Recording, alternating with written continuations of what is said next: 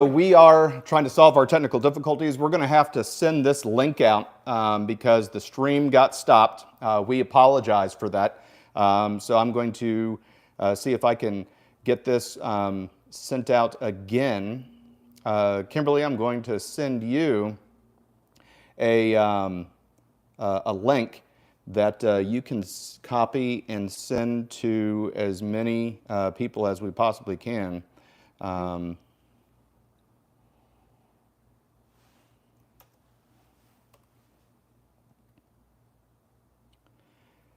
So I am going to send this out to a number of people.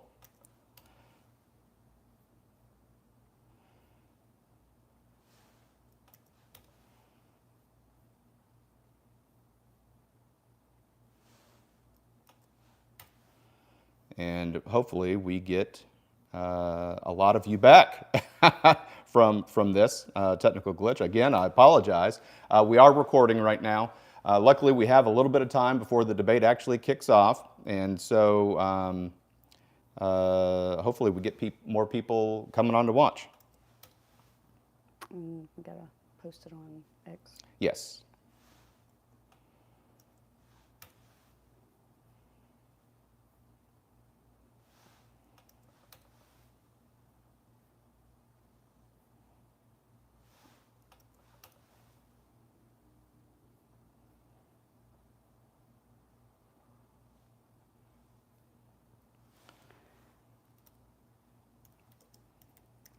So while you work on that, how about I go over our bingo card? Yes, which absolutely. Also, hopefully, is in the description of the YouTube. So we have mentioning of Project 2025, Right. opportunity economy, answers question without using verbs. Okay, and we're going to be switching around because it looks like it has started in 2 minutes. So so go ahead, Kimberly. Okay. Values haven't changed. Cackles. Pay their fair share. Gun control, after events from last week.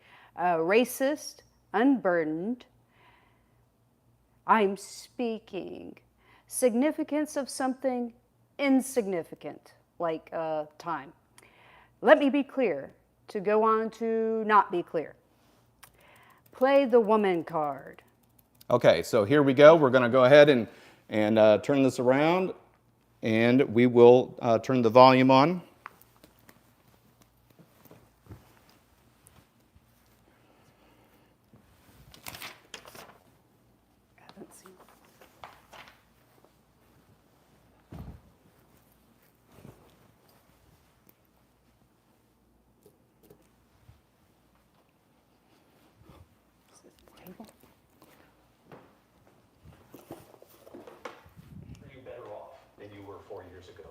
When it comes to the economy, do you believe Americans are better off than they were 4 years ago?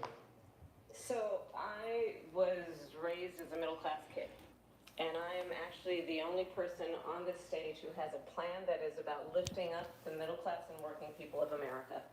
I believe in the ambition, the aspirations, the dreams of the American people. And that is why I imagine and have actually a plan to build what I call an opportunity economy. Because here's the thing. We know that we have a shortage of homes and housing, and the cost of housing is too expensive for far too many people. We know that young families need support to raise their children, and I intend on extending a tax cut for those families of $6,000, which is the largest child tax credit that we have given in a long time, so that those young families can afford to buy a crib, buy a car seat, buy clothes for their children. My passion, one of them, is small businesses. My mother raised my sister and me, but there was a woman who helped raise us. We call her our second mother. She was a small business owner. I love our small businesses. My plan is to give a $50,000 tax deduction to start up small businesses, knowing they are part of the backbone of America's economy. My opponent, on the other hand, his plan is to do what he has done before, which is to provide a tax cut for billionaires and big corporations, which will result in $5 trillion to America's deficit. My opponent has a plan that I call the Trump's sales tax, which would be a 20% tax on everyday goods that you rely on to get through the month.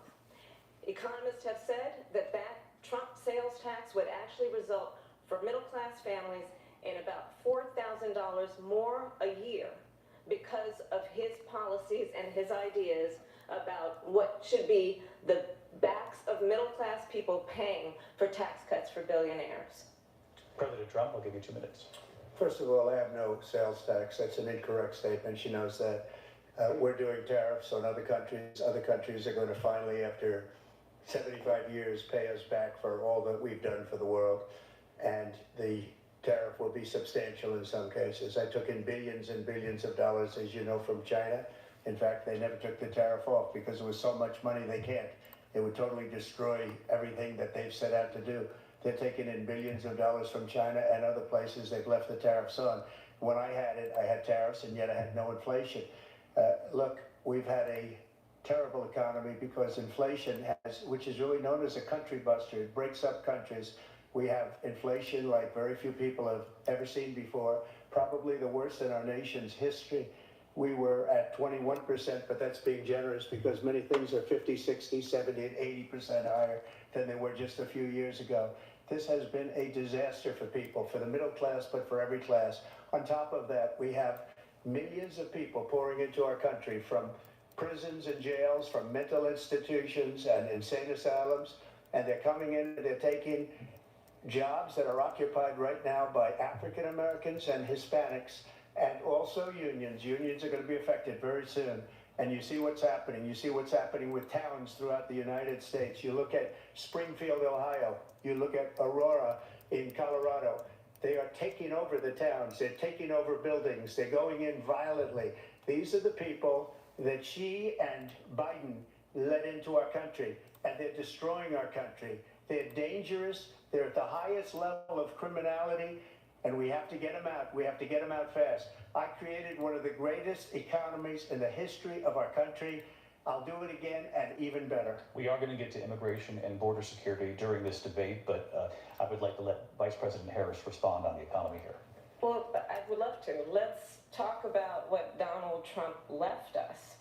Donald Trump left us the worst unemployment since the Great Depression. Donald Trump left us the worst public health epidemic in a century. Donald Trump left us the worst attack on our democracy since the Civil War. And what we have done is clean up Donald Trump's mess. What we have done and what I intend to do is build on what we know are the aspirations and the hopes of the American people. But I'm going to tell you all in this debate tonight, you're going to hear from the same old tired playbook, a bunch of lies, grievances, and name-calling. What you're going to hear tonight is a detailed and dangerous plan called Project 2025 that the former president intends on implementing if he were elected again. I believe very strongly that the American people want a president who understands the importance of bringing us together, knowing we have so much more in common than what separates us. And I pledge to you to be a president for all Americans. President Trump will give you a minute here to respond.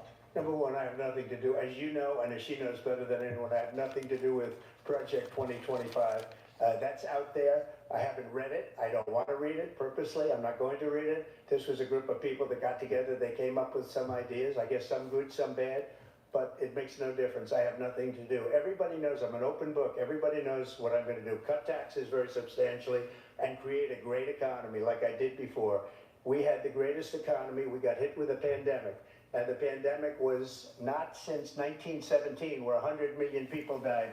Has there been anything like it? We did a phenomenal job with the pandemic. We handed them over a country where the economy and where the stock market was higher than it was before the pandemic came in. Nobody's ever seen anything like it. We made ventilators for the entire world. We got gowns, we got masks, we did things that nobody thought possible. And people give me credit for rebuilding the military. They give me credit for a lot of things, but not enough credit for the great job we did with the pandemic. But the only jobs they got were bounce back jobs. These were jobs bounced back, and it bounced back and it went to their benefit. But I was the one that created them. They know it, and so does everybody else. Vice President Harris, I'll let you respond. So, Donald Trump has no plan for you. And when you look at his economic plan, it's all about tax breaks for the richest people. I am offering what I describe as an opportunity economy, and the best economists in our country, if not the world, have reviewed our relative plans for the future of America. What Goldman Sachs has said is that Donald Trump's plan would make the economy worse, mine would strengthen the economy. What the Wharton School has said is Donald Trump's plan would actually explode the deficit. 16 Nobel laureates have described his economic plan as something that would increase inflation and by the middle of next year would invite a recession. You just have to look at where we are and where we stand on the issues. And I'd invite you to know that Donald Trump actually has no plan for you because he is more interested in defending himself than he is in looking out for you. It's just a soundbite. They gave her that to say. Look, I went to the Wharton School of Finance, and many of those professors, the top professors, think my plan is a brilliant plan. It's a great plan. It's a plan that's going to bring up our worth, our value as a country. It's going to make people want to be able to go and work and create jobs and create a lot of good, solid money for our country. And just to finish off, she doesn't have a plan. She copied Biden's plan, and it's like 4 sentences, like run, spot, run. 4 sentences that are just, oh, we'll try and lower taxes. She doesn't have a plan. Take a look at her plan. She doesn't have a plan. Mr. President, I do want to drill Didn't down. have one until her website yesterday. The Vice President Yeah. brought up your tariffs. You responded, and let's drill down on this because your plan is what she calls is essentially a national sales tax. Your proposal calls for tariffs, as you pointed out here, on foreign imports across the board. You recently said that you might double your plan, imposing tariffs up to 20% on goods coming into this country. As you know, many economists say that with tariffs at that level, costs are then passed on to the consumer. Vice President Harris has argued it'll mean higher prices on gas, food, clothing, medication, arguing it costs the typical family nearly $4,000 a year. Do you believe Americans can afford higher prices because of tariffs? They're not going to have higher prices. What's going to have and who's going to have higher prices is China and all of the countries that have been ripping us off for years. I was the only president ever. China was paying us hundreds of billions of dollars, and so were other countries. And, you know, if she doesn't like them, they should have gone out and they should have immediately cut the tariffs. But those tariffs are there 3.5 years now under their administration. We are going to take in billions of dollars, hundreds of billions of dollars. I had no inflation, virtually no inflation. They had the highest inflation perhaps in the history of our country because I've never seen a worse period of time. People can't go out and buy cereal or bacon or eggs or anything else. The people of our country are absolutely dying with what they've done. They've destroyed the economy. And all you have to do is look at a poll. The polls say 80 and 85 and even 90% that the Trump economy was great, that their economy was terrible. Vice President Harris, I do want to ask for your response, and you heard what the president said there, because the Biden administration did keep a number of the Trump tariffs in place. So how do you respond? Well, let's be clear that the Trump administration resulted in a trade deficit, one of the highest we've ever seen in the history of America. He invited trade wars. You want to talk about his deal with China? What he ended up doing is under Donald Trump's presidency, he ended up selling American chips to China to help them improve and modernize their military, basically sold us out. When a policy about China should be in making sure the United States of America wins the competition for the 21st century, which means focusing on the details of what that requires, focusing on relationships with our allies, focusing on investing in American-based technology so that we win the race on AI, on quantum computing, focusing on what we need to do to support America's workforce so that we don't end up having on the short end of the stick in terms of workers' rights. But what Donald Trump did, let's talk about this, with COVID, is he actually thanked President Xi for what he did during COVID. Look at his tweet. Thank you, President Xi, exclamation point, when we know that Xi was responsible for lacking and not giving us transparency about the origins of COVID. President Trump, I'll let you respond. First of all, they bought their chips from Taiwan. We hardly make chips anymore because of philosophies like they have and policies like they have. I don't say her because she has no policy. Everything that she believed 3 years ago and 4 years ago is out the window. She's going to my philosophy now. In fact, I was going to send her a MAGA hat. She's gone to my philosophy. But if she ever got elected, she'd change it. And it will be the end of our country. She's a Marxist. Everybody knows she's a Marxist. Her father's a Marxist professor in economics, and he taught her well. But when you look at what she's done to our country, and when you look at these millions and millions of people that are pouring into our country monthly, where it's, I believe, 21 million people, not the 15 that people say, and I think it's a lot higher than the 21. That's bigger than New York State pouring in. And just look at what they're doing to our country. They're criminals. Many of these people coming in are criminals. And that's bad for our economy, too. You know, you mentioned before, we'll talk about immigration later. Well, bad immigration is the worst thing that can happen to our economy.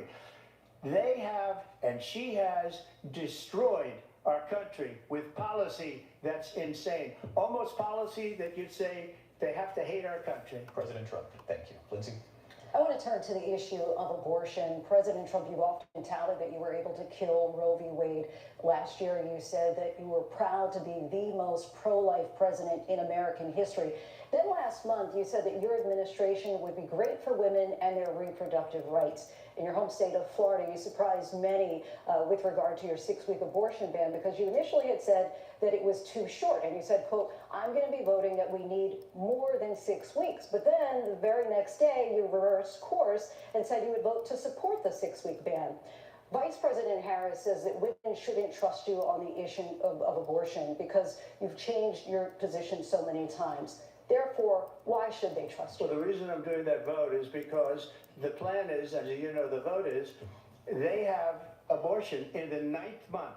They even have, and you can look at the governor of West Virginia, the previous governor of West Virginia, not the current governor, who's doing an excellent job, but the governor before, he said the baby will be born and we will decide what to do with the baby. In other words, we'll execute the baby. And that's why I did that, because that predominates, because they're radical. The Democrats are radical in that. And her vice presidential pick, which I think was a horrible pick, by the way, for our country, because he is really out of it. But her vice presidential pick says abortion in the 9th month is absolutely fine. He also says execution after birth. It's an execution, no longer abortion. This is the former governor of Virginia that was caught on tape saying. I think he said West Virginia, or is it Virginia? Virginia. 52 years they've been trying to get Roe v. Wade into the states. And through the genius and heart and strength of 6 Supreme Court justices, we were able to do that. Now, I believe in the exceptions for rape, incest, and life of the mother. I believe strongly in it. Ronald Reagan did also. 85% of Republicans do. Exceptions. Very important. But we were able to get it, and now states are voting on it. And for the first time, you're going to see, look, this is an issue that's torn our country apart for 52 years. Every legal scholar, every Democrat, every Republican, liberal, conservative, they all wanted this issue to be brought back to the states where the people could vote. And that's what happened. Now, Ohio, the vote was somewhat liberal. Kansas, the vote was somewhat liberal, much more liberal than people would have thought. But each individual state is voting. It's the vote of the people now. It's not tied up in the federal government. I did a great service in doing it. It took courage to do it. And the Supreme Court had great courage in doing it. And I give tremendous credit to those 6 justices. There is no state in this country where it is legal to kill a baby after it's born. Madam Vice President, I want to get your response to President Trump. Well, as I said, you're going to hear a bunch of lies, and that's not actually a surprising fact. Let's understand how we got here. Donald Trump hand-selected 3 members of the United States Supreme Court with the intention that they would undo the protections of Roe v. Wade. And they did exactly as he intended. And now in over 20 states, there are Trump abortion bans, which make it criminal for a doctor or nurse to provide health care. In one state, it provides prison for life. Trump abortion bans that make no exception even for rape and incest, which understand what that means. A survivor of a crime, a violation to their body, does not have the right to make a decision about what happens to their body next. That is immoral. And one does not have to abandon their faith or deeply held beliefs to agree. The government, and Donald Trump certainly, should not be telling a woman what to do with her body. I have talked with women around our country. You want to talk about this is what people wanted? Pregnant women who want to carry a pregnancy to term, suffering from a miscarriage, being denied care in an emergency room because the healthcare providers are afraid they might go to jail, and she's bleeding out in a car in the parking lot. She didn't want that. Her husband didn't want that. A 12 or 13-year-old survivor of incest being forced to carry a pregnancy to term. They don't want that. And I pledge to you, when Congress passes a bill to put back in place the protections of Roe v. Wade, as President of the United States, I will proudly sign it into law. But understand, if Donald Trump were to be reelected, he will sign a national abortion ban. Understand, That's not in his true. Project 2025, there would be a national abortion, a monitor that would be monitoring your pregnancies, your miscarriages. I think the American people believe that certain freedoms, in particular the freedom to make decisions about one's own body, should not be made by the government. Thank you, Vice President Harris. Well, there she goes again. It's a lie. I'm not signing a ban, and there's no reason to sign a ban because we've gotten what everybody wanted. Democrats, Republicans, and everybody else, and every legal scholar wanted it to be brought back into the states, and the states are voting. And it may take a little time, but for 52 years, this issue has torn our country apart, and they've wanted it back in the states. And I did something that nobody thought was possible. The states are now voting. What she says is an absolute lie. And as far as the abortion ban, no, I'm not in favor of abortion ban, but it doesn't matter because this issue has now been taken over by the states. Would you veto a national abortion ban if it came Well, I to your won't desk? have to because, again, two things. Number one, she said she'll go back to Congress. She'll never get the vote. It's impossible for her to get the vote, especially now with the 50-50, essentially 50-50 in both Senate and the House. She's not going to get the vote. She can't get the vote. She won't even come close to it. So it's just talk. You know what it reminds me of? When they said they're going to get student loans terminated, and it ended up being a total catastrophe. The student loans, and then her, I think probably her boss, if you call him a boss, he spends all his time on the beach. But look, her boss went out and said, we'll do it again. We'll do it a different way. And he went out, got rejected again by the Supreme Court. So all these students got taunted with this whole thing about this whole idea. And how unfair that would have been, part of the reason they lost, to the millions and millions of people that had to pay off their student loans. They didn't get it for free. But they were saying it's the same way that they talked about that they talk about abortion. But if I could just get a yes or no, because your running mate, J.D. Vance, has said that you would veto it if it did come to your desk. Well, I didn't discuss it with J.D. in all fairness. J.D., and I don't mind if he has a certain view, but I think he was speaking for me, but I really didn't. Look, we don't have to discuss it because she'd never be able to get it, just like she couldn't get student loans. They couldn't get student loans. They didn't even come close to getting student loans. They taunted young people and a lot of other people that had loans. They could never get this approved. So it doesn't matter what she says about going to Congress. Well, wonderful. Let's go to Congress, do it. But the fact is that for years they wanted to get it out of Congress and out of the federal government, and we did something that everybody said couldn't be done. And now you have a vote of the people on abortion. Vice President Harris, I want to give you your time to respond, but I do want to ask, would you support any restrictions on a woman's right to an abortion? I absolutely support reinstating the protections of Roe v. Wade. And as you rightly mentioned, nowhere in America is a woman carrying a pregnancy to term and asking for an abortion. That is not happening. It's insulting to the women of America. And understand what has been happening under Donald Trump's abortion bans.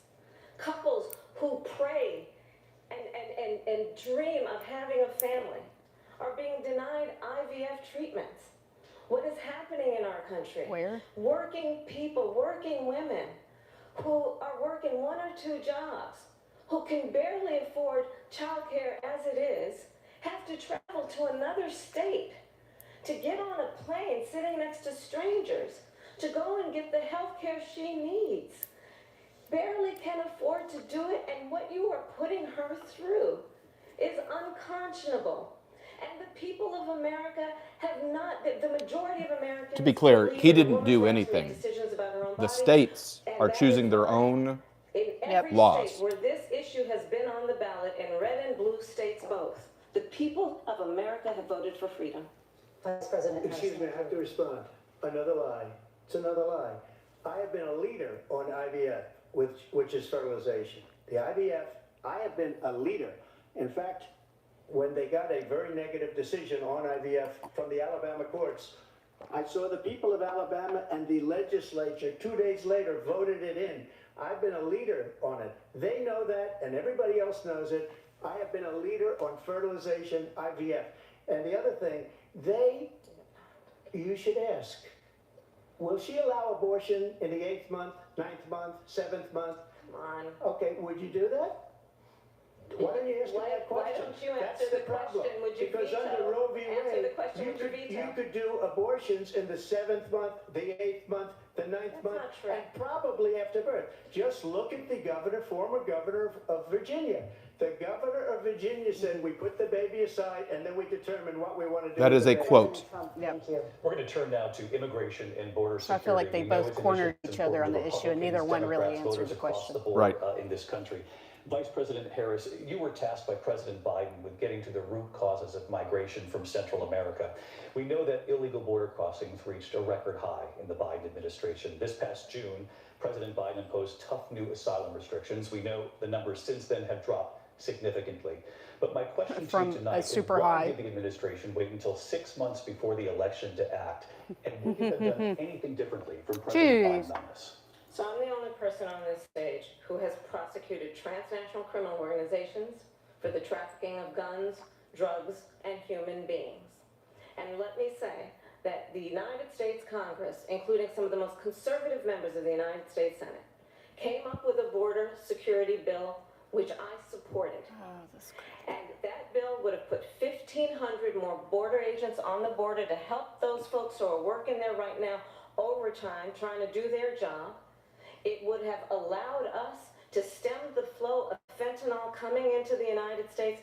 I know there are so many families watching tonight who have been personally affected by the surge of fentanyl in our country.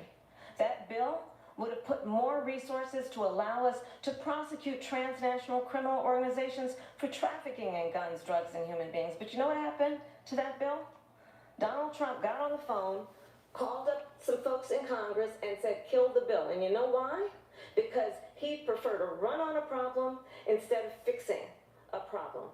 And understand, this comes at a time where the people of our country actually need a leader who engages in solutions, who actually addresses the problems at hand. But what we have in the former president is someone who would prefer to run on a problem instead of fixing a problem. And I'll tell you something, he's going to talk about immigration a lot tonight, even when it's not the subject that is being raised. And I'm going to actually do something really unusual, and I'm going to invite you to attend one of Donald Trump's rallies, because it's a really interesting thing to watch. You will see during the course of his rallies, he talks about fictional characters like Hannibal Lecter. He will talk about windmills cause cancer. And what you will also notice is that people start leaving his rallies early out of exhaustion and boredom. And I will tell you, the one thing you will not hear him talk about is you. You will not hear him talk about your needs, your dreams, and your desires. And I'll tell you, I believe you deserve a president who actually puts you first, and I pledge to you that I will. Vice President Harris, thank you. President Trump, on that point, I want to get your response. Well, I would like to respond. Let me just ask, though, why did you try to kill that bill, and successfully so? That would have put thousands of additional agents and officers on the border. First, let me respond as to the Please. rallies. She said people start leaving. People don't go to her rallies. There's no reason to go. The people don't that waste do go, time on she's this. busing them in and paying them to be there, and then showing them in a different light. So she can't talk. She has about to have that. People rappers go come to her hers for rallies. people We to have show the up, biggest but rallies, the most incredible stay rallies on in the history of topic. politics. That's because people want to take their country back. Our country is being lost. We're a failing nation, and it happened 3.5 years ago. And what's going on here, you're going to end up in World War III, just to go into another subject. what they have done to our country by allowing these millions and millions of people to come into our country, and look at what's happening to the towns all over the United States. And a lot of towns don't want to talk. It's not going to be Aurora or Springfield. A lot of towns don't want to talk about it because they're so embarrassed by it. In Springfield, they're eating the dogs, the people that came in. They're eating the cats. They're eating the pets of the people that live there. And this is what's happening in our country, and it's a shame. As far as rallies are concerned, as far as the reason they go is they like what I say. They want to bring our country back. They want to make America great again. It's a very simple phrase, make America great again. She's destroying this country, and if she becomes president, this country doesn't have a chance of success.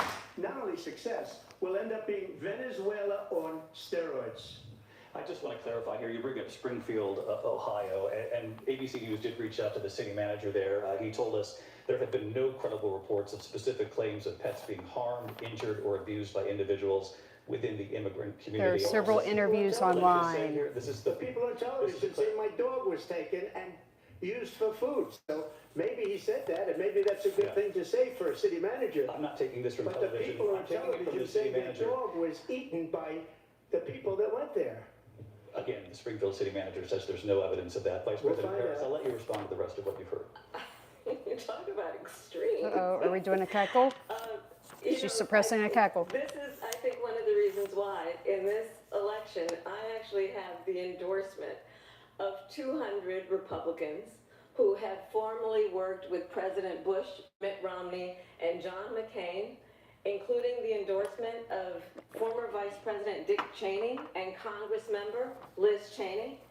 And if you want to really know the inside track on who the former president is, if he didn't make it clear already, just ask people who have worked with him. His former chief of staff, a four-star general, has said he has contempt for the Constitution of the United States. His former national security advisor has said he is dangerous and unfit. Why do you have a His 92% former turnover Secretary rate, of Kamala Defense Harris? has said the nation, the republic, would never survive another Trump term. And when we listen to this kind of rhetoric, when the issues that affect the American people are not being addressed, I think the choice is clear in this election.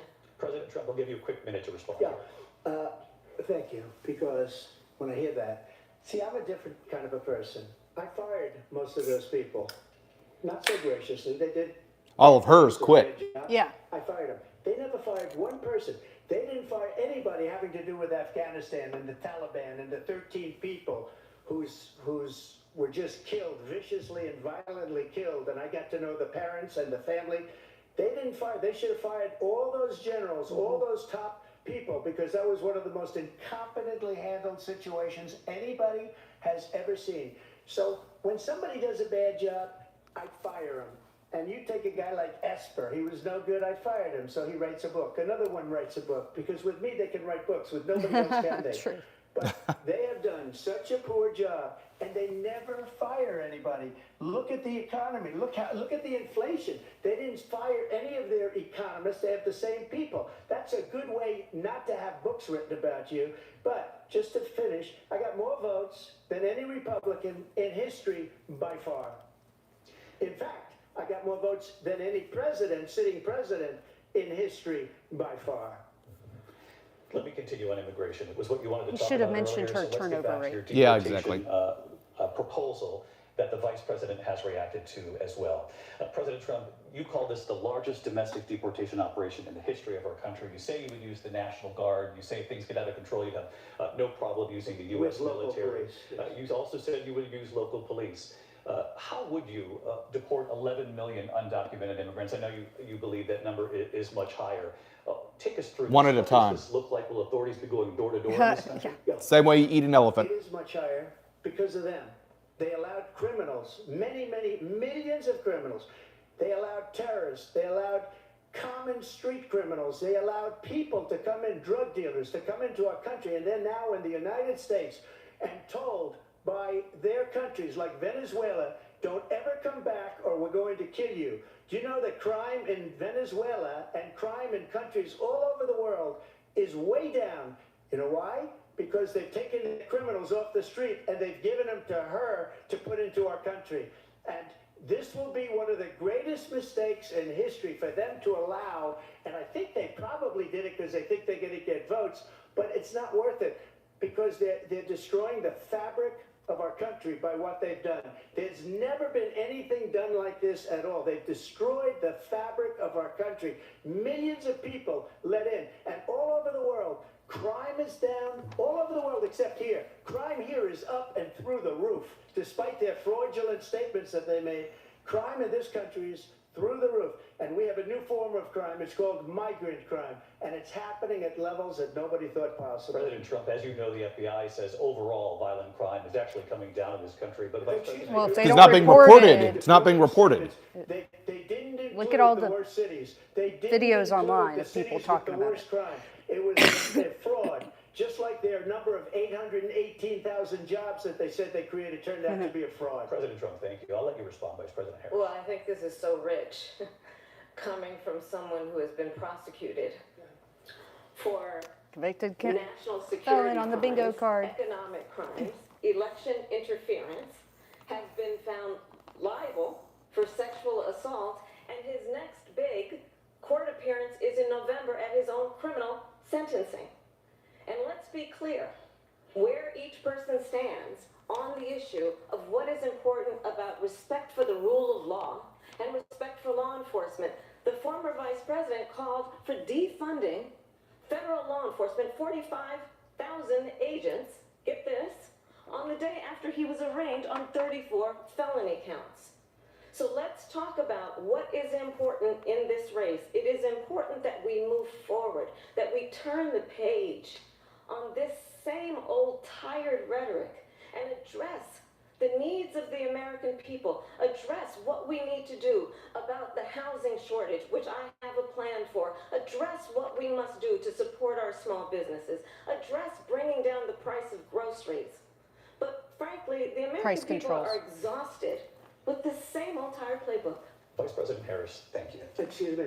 Every one of those cases was started by them against their political opponent. And I'm winning most of them, and I will win the rest on appeal.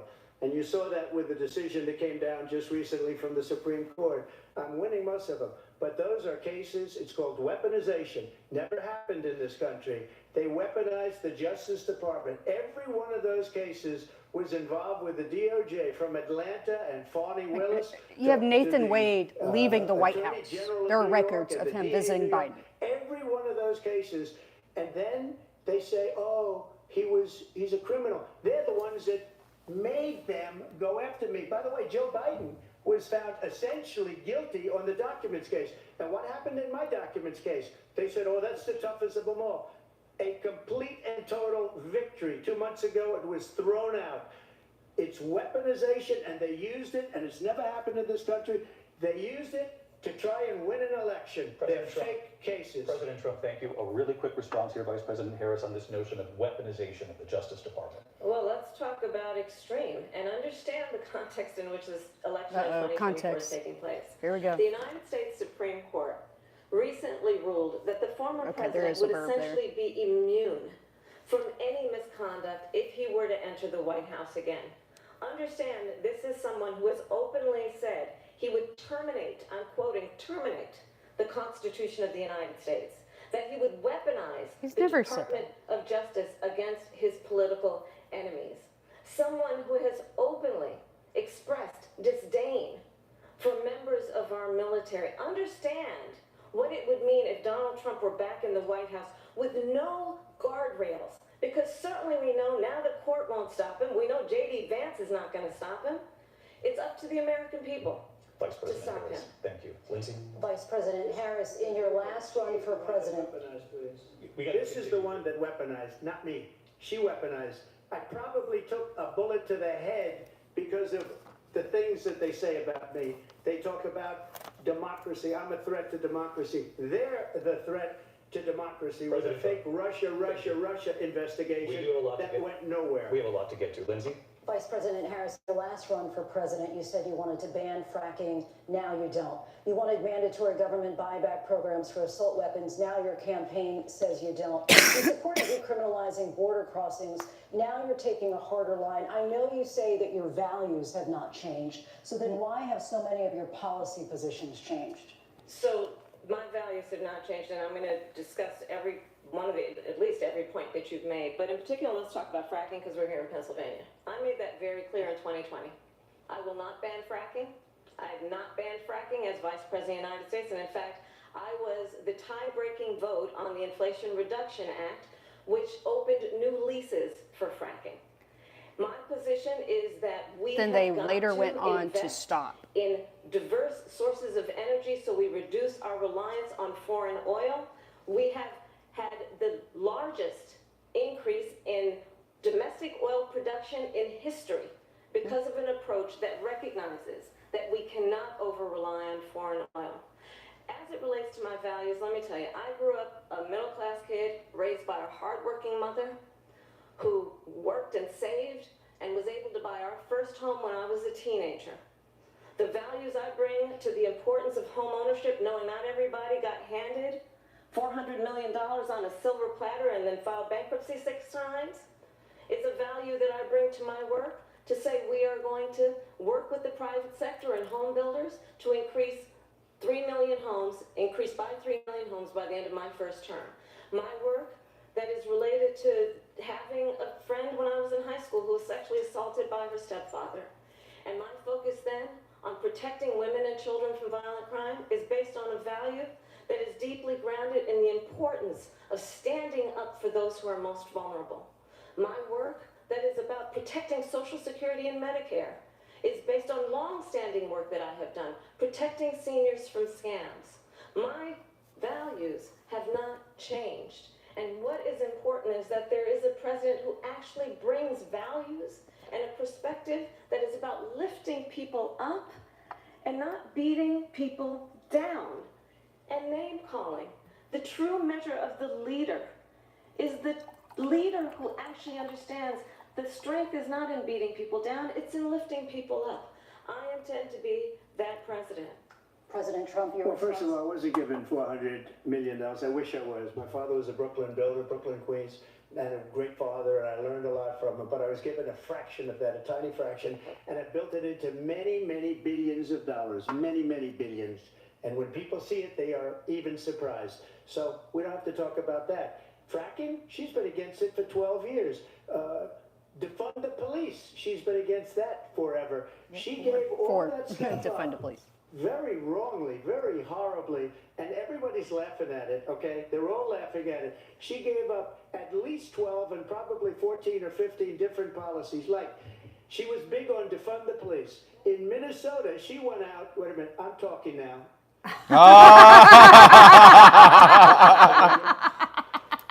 She's like, what just happened? What happened? Someone flipped it. In Minnesota, and wanted to let criminals that killed people. That was awesome. Burned down Minneapolis. She went out and raised money to get them out of jail. Make She the did shirts. things that Wait a nobody minute, now would ever I'm think talking. of. Now she wants to do transgender operations on illegal aliens that are in prison. This is a She did say radical that. liberal that would do this. She wants to confiscate your guns, and she will never allow fracking in Pennsylvania. If she won the election, fracking in Pennsylvania will end on day one. Just to finish one thing, so important in my opinion. So I got the oil business going like nobody has ever done before. When they took over, they got rid of it, started getting rid of it, and the prices were going up the roof. They immediately let these guys go to where they were. I would have been 5 times, 4 times, 5 times higher, because you're talking about 3.5 years ago. They got it up to where I was because they had no choice, because the prices of energy were quadrupling and doubling. You saw what happened to gasoline. So they said, let's go back to Trump. But if she won the election, the day after that election, they'll go back to destroying our country, and oil will be dead, fossil fuel will be dead, we'll go back to windmills, and we'll go back to solar, where they need a whole desert to get some energy to come out of it. You ever see a solar plant? By the way, I'm a big fan of solar, but they take Tons of land. 400, 500 Screw the acres trees. of desert soil. We have a These lot are of not good issues things that for we the have to get environment, to. that We're she out of time. understands. Thank you. Lindsay, thank you. We have an election in just 56 days. And I want to talk about the peaceful transfer of power, which, of course, Oh, we all here know we is go. a cornerstone of our democracy, and the role of a president in a moment of crisis. Mr. President, on January 6th, you told your supporters to march to the Capitol. You said you would be right there with them. The country and the world saw what played out at the Capitol that day, the officers coming under attack. Aides in the West Wing say you watched it unfold on television off the Oval Office. You did send out tweets, but it was more than 2 hours before you sent out that video message telling your supporters to go home. Is there anything you regret about what you did on that day? You just Please said mention a Pelosi in her thing recording. that isn't covered. Peacefully and patriotically, I said during my speech, not later on. Peacefully and patriotically. And nobody on the other side was killed. Ashley Babbitt was shot by an out-of-control police officer that should have never, ever shot her.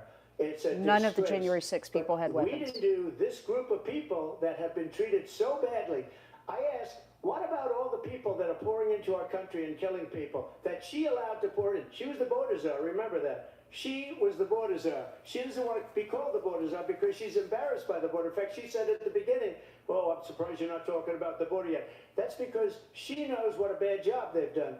What about those people? When are they going to be prosecuted? When are these people from countries all over the world, not just South America, they're coming in from all over the world, David, all over the world, and crime rates are down all over the world because of it. But let me just when ask are those, David, when are those people going to be prosecuted? When are the people that burned down Minneapolis going to be prosecuted? That she Or wanted in bail Seattle? for. They wanted to Seattle. They took over a big percentage of the city of Seattle. When are those people going to be prosecuted? Let me just ask You might ask her that question. You were the president. You were watching it unfold on television. It's a very simple question as we move forward toward another election. Is there anything you regret about what you did on that day? Yes, sir. I had nothing to do with that other than they asked me to make a speech. I showed up for a speech. I said, I think it's going to be big. I went to Nancy Pelosi and the mayor of Washington, D.C., and the mayor put it back in writing, as you know. I said, you know, this is going to be a very big rally or whatever you want to call it. And again, it wasn't done by me. It was done by others. I said, I'd like to give you 10,000 National Guard or soldiers.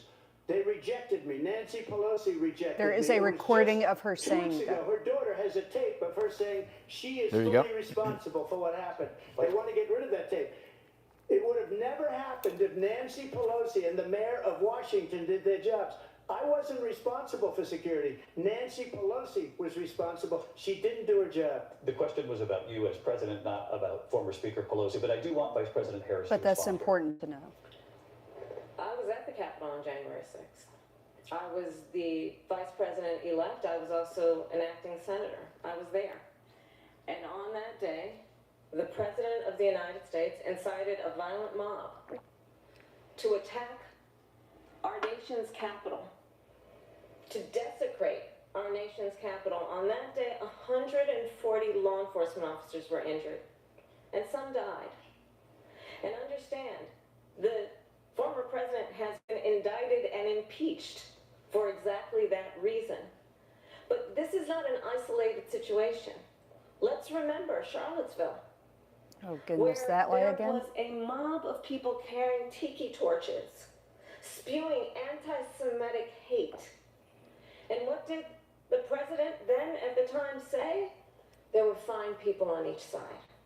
Let's remember that when it came to the Proud Boys, a militia, the former president said, stand back and stand by.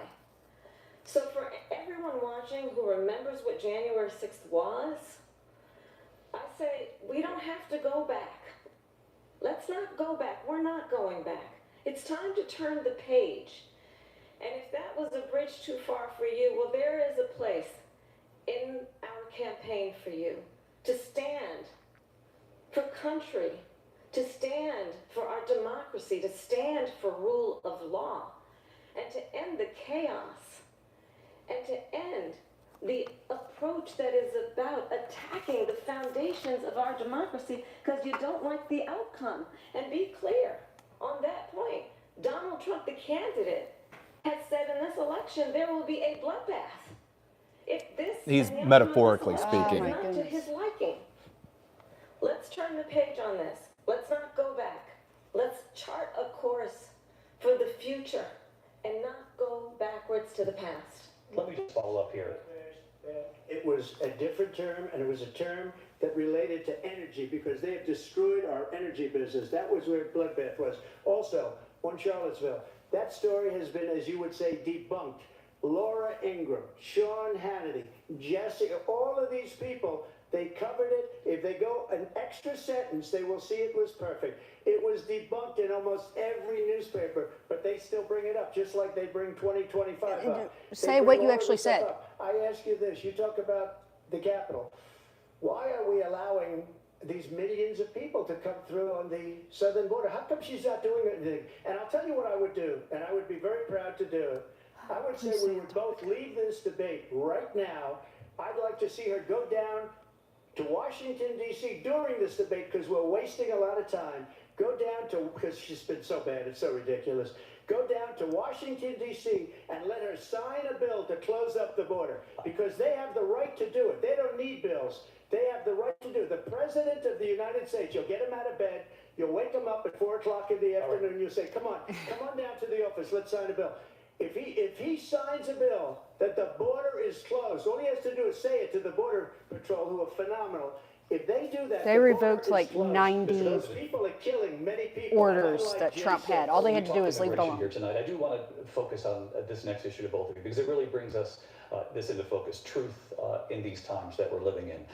Mr. President, for 3.5 years after you lost the 2020 election, you repeatedly falsely claimed that you won, many times saying you won in a landslide. In the past couple of weeks leading up to this debate, you have said, quote, you lost by a whisker, that you, quote, didn't quite make it, that you came up a little bit short. I said that? Are you now acknowledging that you lost in No, I 2020? don't acknowledge that at all. But I you said did that say that. sarcastically, you But know those- that. It was said, oh, we lost by a whisker. That was said sarcastically. Look, there's so much proof. All you have to do is look at it, and they should have sent it back to the legislatures for approval.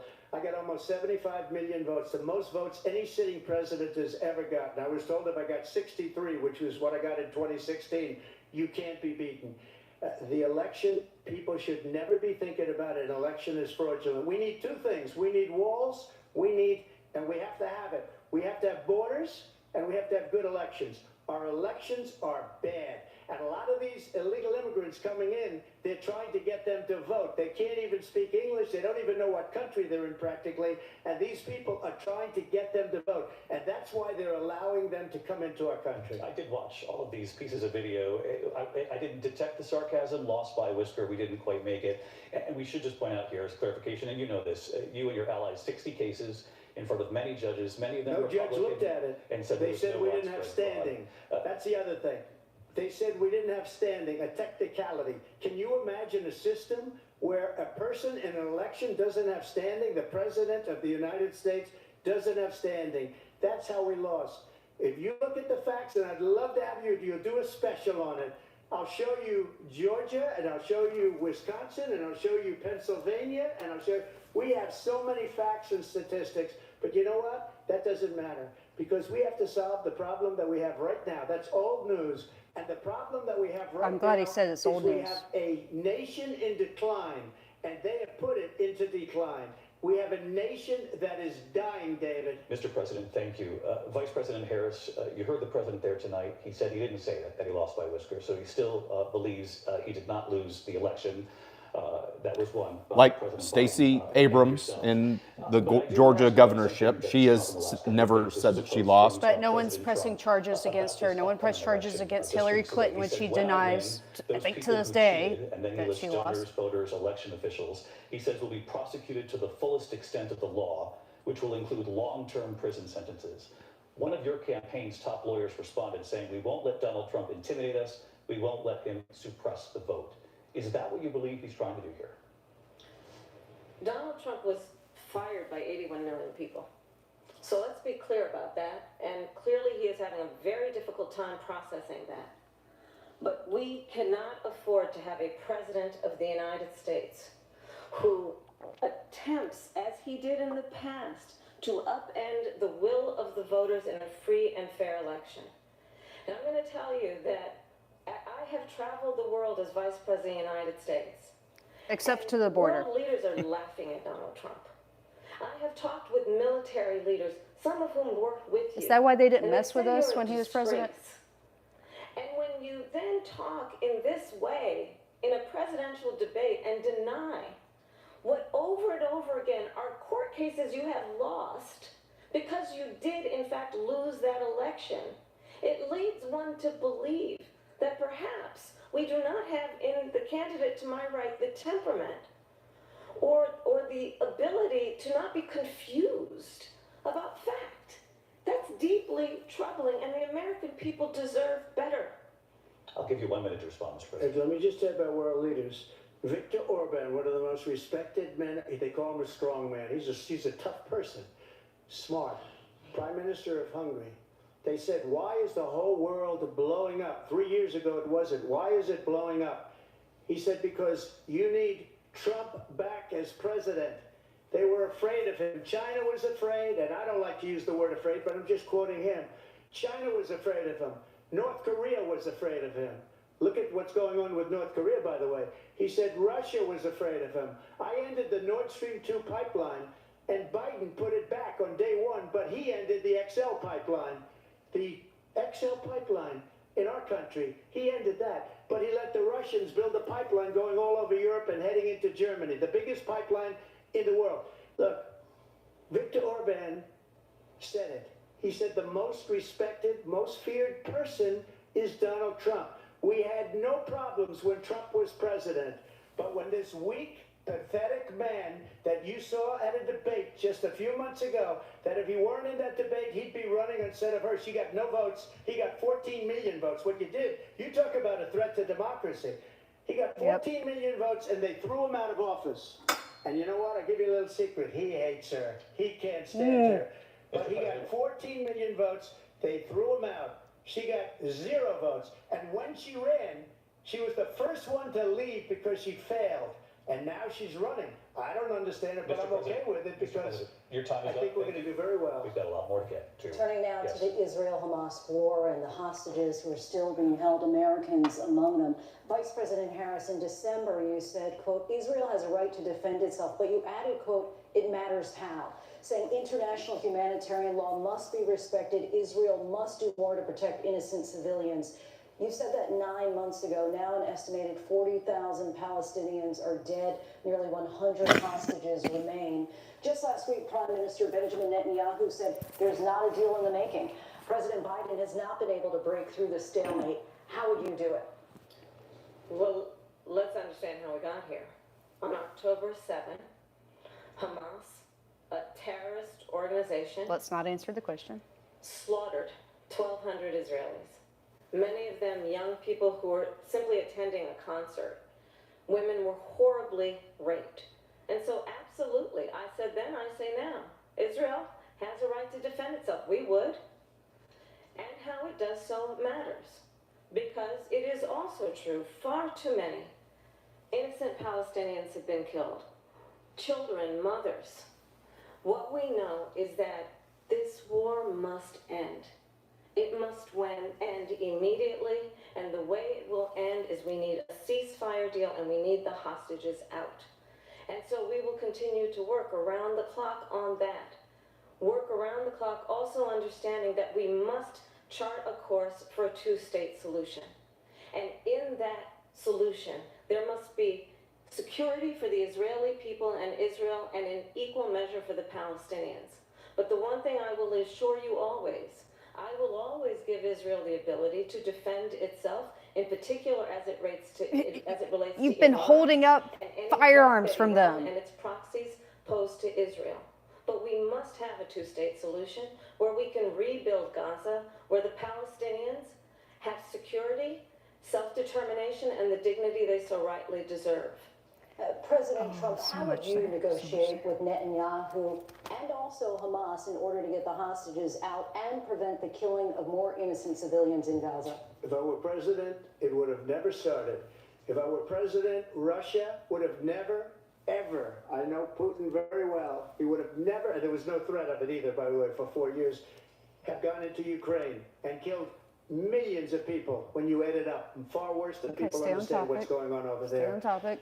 But when she mentions about Israel, all of a sudden, she hates Israel. She wouldn't even meet with Netanyahu Yes. when he went to Congress to make a very important speech. She refused to be there because she was at a sorority party of hers. She went to go to the sorority party. She hates Israel. Brat If queen. she's president, I believe that Israel will not exist within 2 years from now. And I've been pretty good at predictions, and I hope I'm wrong about that one. She hates Israel. At the same time, in her own way, she hates the Arab population because the whole place is going to get blown up. Arabs, Jewish people, Israel. Christians Israel will be live there gone. as well. It would have Well, never the happened. thing is, Iran was broke like, under these Donald extreme Trump. Islamic Now Iran groups, has they'll kill each other. $300 billion because they took off all the If they weren't sanctions fighting that I Jews had. and Christians, they Iran kill each had other. No money for Hamas or Hezbollah or any of the 28 different spheres of terror, and they are spheres of terror, horrible terror. They had no money. It was a big story, and you know it. You covered it very well, actually. They had no money for Oh, he just terror. gave credit to They ABC. were broke. Now they're a rich nation, and now what they're doing is they're spreading that money around. Look at what's happening with the Houthis and Yemen. Look at what's going on in the Clogging Middle up East. the Red This would have Sea, never also happened. furthering up I the will get that cost of settled stuff. and fast, and I'll get the war with Ukraine and Russia ended.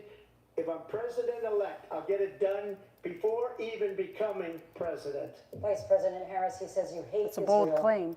That's absolutely not true. I have my entire career and life supported Israel and the Israeli How so? people. He knows How? that. He's How trying so? to, again, How so? divide and distract from the reality, which is it is very well known that Donald Trump is weak and wrong on national security and foreign policy. What? It is well known that he admires dictators, wants to be a dictator on day one, according to himself. It is well known Wasn't that last he time. said of Putin that he can do whatever the hell he wants and go into Ukraine. It is well known that he said when Russia went into Ukraine, it was brilliant. It is well known he exchanged love letters with Kim Jong-un. And it is absolutely well known that these dictators and autocrats are rooting for you to be president again because they're so clear they can manipulate you with flattery and favors. And that is Ask your so many VP military elect. leaders who you have worked with have told me you are a disgrace. That is why we understand that we have to have a president who is not consistently weak and wrong on Vice national President security, Harris. including the importance of upholding and respecting in highest regard our military. Vice President Harris, thank you. They're the ones, and she's the one that caused it, that's weak on national security by allowing every nation last month for the year, 168 different countries sending people into our country. Their crime rates are way down. Putin endorsed her last week, said, I hope she wins, and I think he meant it, because what he's gotten away with is absolutely incredible. It wouldn't have happened with me. The leaders It of didn't. other countries think that they're weak and incompetent, and they are. They're grossly incompetent. And I just ask one question. Why does Biden go in and kill the Keystone Pipeline and approve the single biggest deal that Russia's ever made, Nord Stream 2, the biggest pipeline anywhere in the world going to Germany and all over Europe? Because they're weak and they're ineffective. And Biden, by the way, gets President paid a lot of money. Thank you. We have a lot of issues to get to. We'll be right back with much more of this historic ABC News presidential debate from the National Constitution Center right here in Philadelphia. Back in a moment. All right, we're going to turn the camera around, and we'll have to readjust it a little bit to get us in frame. First of all, I want to say thank you very much for being here with us. We try and do the best we can moving around inside our studio. Obviously, we're at our house because our children are asleep, and we can't go to the studio, hopefully, and we can't go to the studio to record. So we've kind of moved some of the studio equipment, and we've had some technical difficulties, and I accept responsibility for that. So I very much appreciate everybody who's stuck with us. I tell you, this is a lively debate. Yes, she's definitely more lively than I expected of her. I'm going to be very honest. Okay. Here. I'm a little afraid he's in the 2020 debates. He came off as a little bit angry Trump. I'm hoping that it's not coming through like that to everyone else. I feel like he's kind of going that way. He's not wrong. It's just be the last debate Trump. Right. That's what he needs to do and stay on topic. And I was really surprised when immigration came up. That is his baby, right? And all he had to say really was, if you care so much about immigration, why did your administration remove 90 policies that I had? You shredded them to cheers. Shreds. That was pretty much all he had to say. Right. Yeah, I would have to say that the difference between the first debate and this debate, again, obviously we don't have privy to either candidate's debate prep, but it does seem as though Donald Trump is getting a lot of segues into finally answering his question. Kamala Harris. He needs to be more direct. He needs to be more direct. Kamala Harris is definitely a lot more direct in her answers, but everything Trump is saying is correct, and so I mean, he just needs to polish it a little bit. I think Kamala Harris, and this is just in my opinion, and obviously I'm a Trump supporter. I think Kamala Harris is pretty polished right now. Now she's lying on a lot of her things, but people don't do research like we did. Right. Yeah, and so that would be a difficult thing for, I think, people who are not as educated on the policies, and this was the first time that they are seeing either candidate. I doubt it's the first time that anybody's seen Trump, but it might be the first time that a moderate or an independent is seeing Kamala Harris for the first time. Well, yeah, they're not as familiarized with her background as a prosecutor in California, an AG, and then a senator. So, right. One thing I would like to, I kind of wish he had touched upon is yes, he did inherit a lot of money. It doesn't matter what the size of it compared to his dad's wealth. We'll get to that, the important part, in a second, after this point. But yes, he inherited a lot of money from his dad. And the thing is, did he squander it like a little frat boy, buy a bunch of cars? No, he built businesses, he tried to do things, and he massively increased his wealth. Where he should have highlighted, I massively increased my wealth. I didn't just sit on it. I didn't just. And I brought other people with me. I brought other people with me. I provided a lot of jobs, and unlike Hunter, who got millions from China and Russia and whoever, I didn't blow it up my nose. Right. And then, okay, let's compare Kamala Harris' net worth when she started as VP compared to now. Let's compare Obama's net worth when he started his presidency to now. Right. Which sounds more shady? Yeah, I mean, definitely most politicians of that caliber are having a huge net worth leaving office. It's disproportionate to what their salary Exactly. So, Trump's has gone down. Well, he gave his salary away from the presidency. I mean, he donated that to charity. He donated that to other governmental agencies and didn't take his salary. So it looks like we're about to get back. So we're going to go ahead and, because I see that the spin room is coming up. But just real quick. Let's talk about what we're drinking. Yeah, the important part. So I've got a native Texan here, but we're going to go ahead and get back to the debate. Years into this conflict. Mr. President, it has been the position of the Biden administration that we must defend Ukraine from Russia, from Vladimir Putin, to defend their sovereignty, their democracy, that it's in America's best interest to do so, arguing that if Putin wins, he may be emboldened to move even further into other countries. You have said you would solve this war in 24 hours. You said so just before the break tonight. How exactly would you do that? And I want to ask you a very simple question tonight. Do you want Ukraine to win this war? I want the war to stop. I want to save lives that are being uselessly, people being killed by the millions. It's the millions. It's so much worse than the numbers that you're getting, which are fake numbers. Look, we're in for 250 billion or more. because they don't ask Europe, which is a much bigger beneficiary to getting this thing done than we are. They're in for $150 billion less because Biden and you don't have the courage to ask Europe like I did with NATO. They paid billions and billions, hundreds of billions of dollars when I said, either you pay up or we're not going to protect you anymore. So that's maybe one of the reasons they don't like me as much as they like weak people. But you take a look at what's happening. We're in for 250 to 275 billion. They're into 100 to 150. They should be forced to equalize. With that being said, I want to get the war settled. I know Zelensky very well, and I know Putin very well. I have a good relationship, and they respect your president, okay? They respect me. They don't respect Biden. How would you respect him? Why? For what reason? He hasn't even made a phone call in 2 years to Putin, hasn't spoken to anybody. They don't even try and get it. That is a war that's dying to be settled. I will get it settled before I even become president. If I win, when I'm president-elect, and what I'll do is I'll speak to one, I'll speak to the other, I'll get them together. That war would have never happened. And in fact, when I saw Putin after I left, unfortunately left because our country has gone to hell.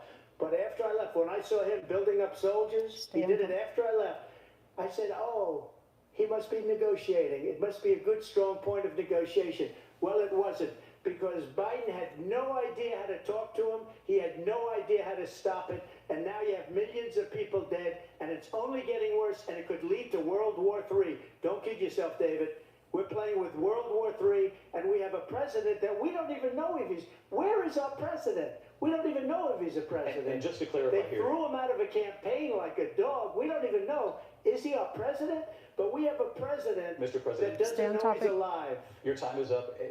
Just to clarify the question, do you believe it's in the U.S. best interest for Ukraine to win this war, yes or no? I think it's the U.S. best interest to get this war finished and just get it done. All right. Negotiate a deal, because we have to stop all of these human lives from being destroyed. I want to take this to Vice President Harris. I want to get your thoughts on support for Ukraine in this moment, but also as Commander-in-Chief, if elected, how would you deal with Vladimir Putin, and would it be any different from what we're seeing from President Biden? Well, first of all, it's important to remind the former president you're not running against Joe Biden, you're running against me. I believe the reason that Donald Trump says that this war would be over within 24 hours is because he would just give it up. And that's not who we are as Americans. Let's understand what happened here. I actually met with Zelensky a few days before Russia invaded, tried through force to change territorial boundaries, to defy one of the most important international rules and norms, which is the importance of sovereignty and territorial integrity. And I met with President Zelensky. I shared with him American intelligence about how he could defend himself. Days later, I went to NATO's eastern flank, to Poland and Romania. And through the work that I and others did, we brought 50 countries together to support Ukraine in its righteous defense. And because of our support, because of the air defense, the ammunition, the artillery, the javelins, the Abrams tanks that we have provided, Ukraine stands as an independent and free country. If Donald Trump were president, Putin would be sitting in Kyiv right now. And understand what that would mean, because Putin's agenda is not just about Ukraine. Understand why the European allies and our NATO allies are so thankful that you are no longer president, and that we understand the importance of the greatest military alliance the world has ever known, which is NATO, and what we have done to preserve the ability of Zelensky and the Ukrainians to fight for their independence. Otherwise, Putin would be sitting in Kyiv with his eyes on the rest of Europe, starting with Poland. And why don't you tell the 800,000 Polish Americans right here in Pennsylvania how quickly you would give up for the sake of favor and what you think is a friendship with what is known to be a dictator who would eat you for lunch. Vice President Harris, thank you. We've heard from both of you on Ukraine tonight. Afghanistan came up in the last hour. I wanted her to respond to something you said earlier, and please, I'll give you a minute here. Putin would be sitting in Moscow, and he wouldn't have lost 300,000 men and women, but he would have been sitting in Moscow, quiet please, he would have been sitting in Moscow, much happier than he is right now. But eventually, you know, he's got a thing that other people don't have. He's got nuclear weapons. They don't ever talk about that. He's got nuclear weapons. Nobody ever thinks about that. And eventually, maybe he'll use them, and maybe he hasn't been that threatening, but he does have that. Something we don't even like to talk about. Nobody likes to talk about it. But just so you understand, they sent her to negotiate peace before this war started. 3 days later, he went in and he started the war because everything they said was weak and stupid. They said the wrong things. That war should have never started. She was the emissary. They sent her in to negotiate with Zelensky and Putin, and she did. And the war started 3 days later. And that's the kind of talent we have with her. She's worse than Biden. In my opinion, I think he's the worst president in the history of our country. She goes down as the worst vice president in the history of our country. But let me tell you something. She is a horrible negotiator. They sent her in to negotiate. As soon as they left, Putin did the invasion. President Trump, thank you. You did bring up something. You said she went to negotiate with Vladimir Putin. Vice President Harris, have you ever met Vladimir Putin? Can you clarify tonight? Yet again, I said at the beginning of this debate, you're going to hear a bunch of lies coming from this fellow. And that is another one. When I went to meet with President Zelensky, and I met with him over 5 times. The reality is it has been about standing as America always should, as a leader upholding international rules and norms, as a leader who shows strength, understanding that the alliances we have around the world are dependent on our ability to look out for our friends and not favor our enemies because you adore strongmen instead of caring about democracy. And that is very much what is at stake here. The President of the United States is Commander-in-Chief, and the American people have a right to rely on a president who understands the significance of America's role and responsibility in terms of ensuring that there is stability and ensuring we stand up for our principles and not sell them for the benefit of personal flattery. You talked about Ukraine and Vladimir Putin. I do want to talk about Afghanistan. It came up in the first hour of this debate. I want to move on to Afghanistan. Said Trump did the most amazing thing I've ever seen. He got these countries, the 28 countries at the time, to pay up. He said, I've never seen. He's the head of NATO. He said, I've never seen. For years, we were paying almost all of NATO. We were being ripped off by European nations, both on trade and on NATO. I got them to pay up by saying one of the statements you made before, if you don't pay, we're not going to protect you. Otherwise, we would have never gotten it. He said it was one of the most incredible jobs that he's ever seen done. Thank you. I want to turn to Afghanistan. It came up in the first hour of the debate, and we witnessed a poignant moment today on Capitol Hill, honoring the soldiers who died in the chaotic withdrawal from Afghanistan. I do want to ask the Vice President, do you believe you bear any responsibility? She didn't go to the cemetery on the anniversary. She's never called them nothing. I agreed with President Biden's decision to pull out of Afghanistan. 4 presidents said they would, and Joe Biden did. And as a result, America's taxpayers are not paying the $300 million a day we were paying for that endless war. And as of today, there is not now you're one having to send member of the United weapons to States Israel. military Oh, wait a minute, who you're is blocking in some of those. active duty in a combat zone in any war zone around the world, the first time this century. But let's understand how we got to where we are. Donald Trump, when he was president, negotiated one of the weakest deals you can imagine. He calls himself a deal maker. Even his national security advisor said it was a weak, terrible deal. And here's how it went down.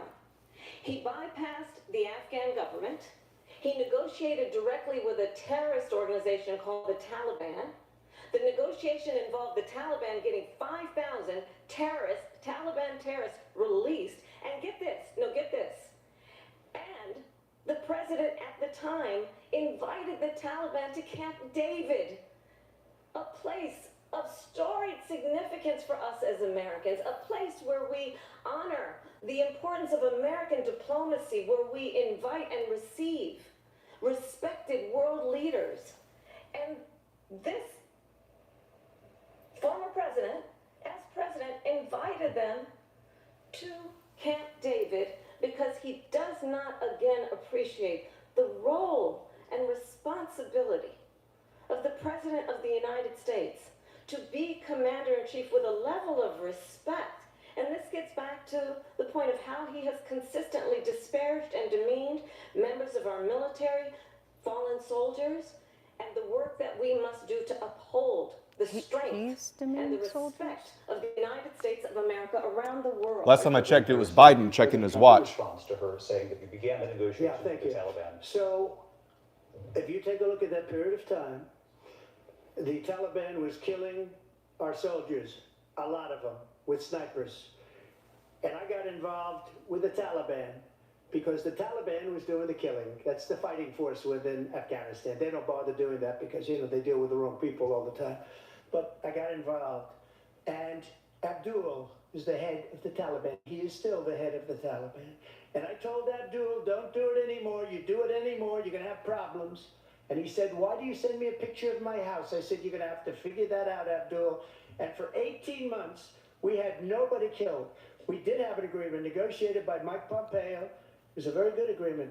The reason it was good, it was we were getting out. We would have been out faster than them, but we wouldn't have lost the soldiers. We wouldn't have left many Americans behind, and we wouldn't have left Billions of equipment. $5 billion worth of brand new, beautiful military equipment behind. And just to finish, they blew it. The agreement said you have to do this, and they didn't do it. They didn't do it. The agreement was terminated by us because they didn't do what they were supposed to do. I want to move on. And these people did the worst withdrawal, and in my opinion, the most embarrassing moment in the history of our country. And by the way, that's why Russia attacked Ukraine, because they saw how incompetent she and her boss are. President Trump, thank you. I want to move on now to race and politics in this country. Mr. President, you recently said of Vice President Harris, quote, I didn't know she was black until a number of years ago when she happened to turn black, and now she wants to be known as black. I want to ask a bigger picture question here tonight. Why do you believe it's appropriate to weigh in on the racial identity of your opponent? I don't, and I don't care. It's the fact that she was using it. I don't care. You make a big deal out of something. I couldn't care less. Whatever she wants to be is okay with me. But those were your words, so I'm I don't asking. know. She's using it for all I can political say is I read gains. where she was not black, that she put out, and I'll say that. And then I read that she was black, and that's okay. Either one was okay with me. That's up to her. That's up to her. Vice President Harris, your thoughts on this? I think honestly, I think it's a tragedy that we have someone who wants to be president who has consistently, over the course of his career, attempted to use race to divide the American people. You know, How? I do believe that the vast majority of us know that we have so much more in common than what separates us, and we don't want this kind of approach that is just constantly trying to divide us, and especially by race. And let's remember how Donald Trump started. He was he owned land, he owned buildings, and he was investigated because he refused to rent property to black families. Let's remember, this is the same individual who took out a full-page ad in the New York Times calling for the execution of 5 young black and Latino boys who were innocent, the Central Park 5. Took out a full-page ad calling for their execution. This is the same individual who spread birther lies about the first black president of the United States. And I think the American people want better than that, want better than this, want someone who understands, as I do, I travel our country. We see in each other a friend. We see in each other a neighbor. We don't want a leader who is constantly trying to have Americans point their fingers at each other. I meet with people all the time who tell me, can we please just have discourse about how we're going to invest in the aspirations and the ambitions and the dreams of the American people? Knowing that regardless of people's color or the language their grandmother speaks, we all have the same dreams and aspirations and want a president who invests in those, not in hate and division. Vice President Harris, thank you. Lindsay? President Trump, this is now your third time. This is the most divisive presidency in the history of our country. There's never been anything like it. They're destroying our country, and they come up with things like what she just said. Going back many, many years, well, a lot of people, including Mayor Bloomberg, agreed with me on the Central Park Five. They admitted, they said, they pled guilty. And I said, well, if they pled guilty, they badly hurt a person, killed a person ultimately. And if they pled guilty, then they pled, we're not guilty. But this is a person that has to stretch back years, 40, 50 years ago, because there's nothing now. I built one of the greatest economies in the history of the world, and I'm going to build it again. It's going to be bigger, better, and stronger. But they're destroying our economy. They have no idea what a good economy is. There you go. Their oil policies. Okay, tied in every being single back about policy. the American And people. remember this. She is Biden. She's trying to get away from Biden. I don't know the gentleman, she says. She is Biden. The worst inflation we've ever had. A horrible economy because inflation has made it so bad that you can't get away with that. I want to respond to that, though. I want to just respond briefly. Clearly, I'm not Joe Biden, and I am certainly not Donald Trump. And what I do offer is a new generation of leadership for our country. One who believes in what is possible, one who brings a sense of optimism about what we can do instead of always disparaging the American people. I believe in what we can do to. She just gave you what the American people want to hear. Small businesses, which is why I have a plan. Let's talk about our plan and let's compare the plans. I have a plan to give startup businesses $50,000 tax deduction to pursue their ambitions, their innovation, their ideas, their hard work. I have a plan, $6,000 for young families for the first year of your child's life to help you in that most critical stage of your child's development. I have a plan that is about allowing people to be able to pursue what has been fleeting in terms of the American dream by offering a help with down payment of $25,000 down payment assistance for first-time home buyers. That's the kind of conversation, I believe, David, that people really want tonight, as opposed to a conversation that is constantly about belittling and name-calling. Let's turn the page Vice President and move Harris, forward. thank you. Let's turn to policy. President Let's turn Trump, we to have policy. to move on. President Trump. Let's turn to policy, She has please. a plan to defund the police. She has a plan to confiscate everybody's gun. President Trump, She has a we have plan move to on to not other allow issues. fracking in Pennsylvania or anywhere else. Okay. That's what her plan is until just recently. I just need Lindsay, to go ahead. respond. Trump, No, the President former Trump. president has No, said I'm something sorry. twice that I need to No, respond to. I'm sorry, we're I gonna just need to move respond on, Vice one President. time. Turn her mic off. President Trump, this is now your third time running for president. You have long vowed to repeal and replace the Affordable Care Act, also known as Obamacare. You have failed to accomplish that. You now say you're going to keep Obamacare, quote, unless we can do something much better.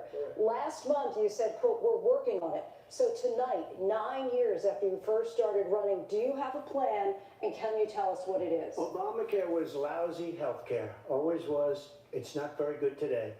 And what I said, that if we come up with something, and we are working on things, we're going to do it and we're going to replace it. But remember this, I inherited Obamacare because Democrats wouldn't change it. They wouldn't vote for it. They were unanimous. They wouldn't vote to change it. If they would have done that, we would have had a much better plan than Obamacare.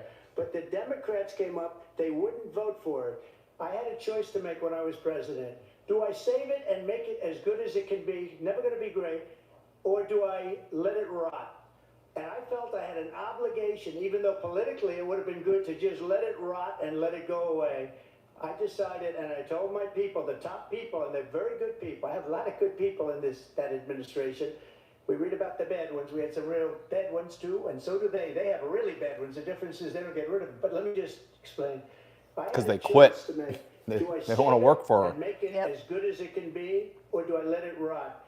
And I saved it. I did the right thing. But it's still never going to be great, and it's too expensive for people.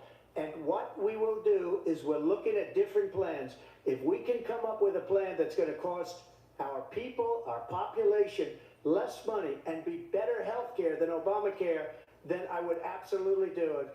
But until then, I'd run it as good as it can be run. So just a yes or no, you still do not have a plan? I have concepts of a plan. I'm not president right now. But if we come up with something, I would only change it if we come up with something that's better and less expensive. And there are concepts and options we have to do that. And you'll be hearing about it in the not too distant future. Vice President Harris, in 2017, you supported Bernie Sanders' proposal to do away with private insurance and create a government-run healthcare system. 2 years And give it later, to illegal you proposed a immigrants. plan that included a private insurance option. What is your plan today? Well, first of all, I absolutely support, and over the last 4 years as vice president, private healthcare options. But what we need to do is maintain and grow the Affordable Care Act. But I'll get to that, Lindsay. I just need to respond to a previous point that the former president has made. I've made very clear my position on fracking, and then this business No, you about haven't. taking everyone's guns away. Tim Walz and I are both gun owners. We're not taking anybody's guns away, so stop with the continuous lying about this stuff. As it relates to the Affordable Care Act, understand. He said AR-15s. Look at history to know where people stand. When Donald Trump was president, 60 times he tried to get rid of the Affordable Care Act. 60 times. I was a senator at the time. When I will never forget the early morning hours when it was up for a vote in the United States Senate, and the late, great John McCain, who you have disparaged as being, you don't like him, you said at the time, because he got caught. He was an American hero. The late, great John McCain, I will never forget that night, walked onto the Senate floor and said, no, you don't. No, you don't. No, you don't get rid of the Affordable Care Act. You have no plan. And what the Affordable Care Act has done is eliminate the ability of insurance companies to deny people with pre-existing conditions. I don't have to tell people watching tonight, you remember what that was like? Remember when an insurance company could deny if a child had asthma, if someone was a breast cancer survivor, if a grandparent had diabetes?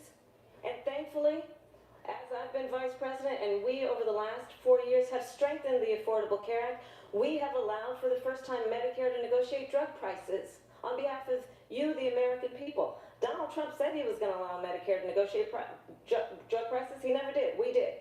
And now we have capped the cost of insulin at $35 a month. Since I've been vice president, we have capped the cost of prescription medication for seniors at $2,000 a year.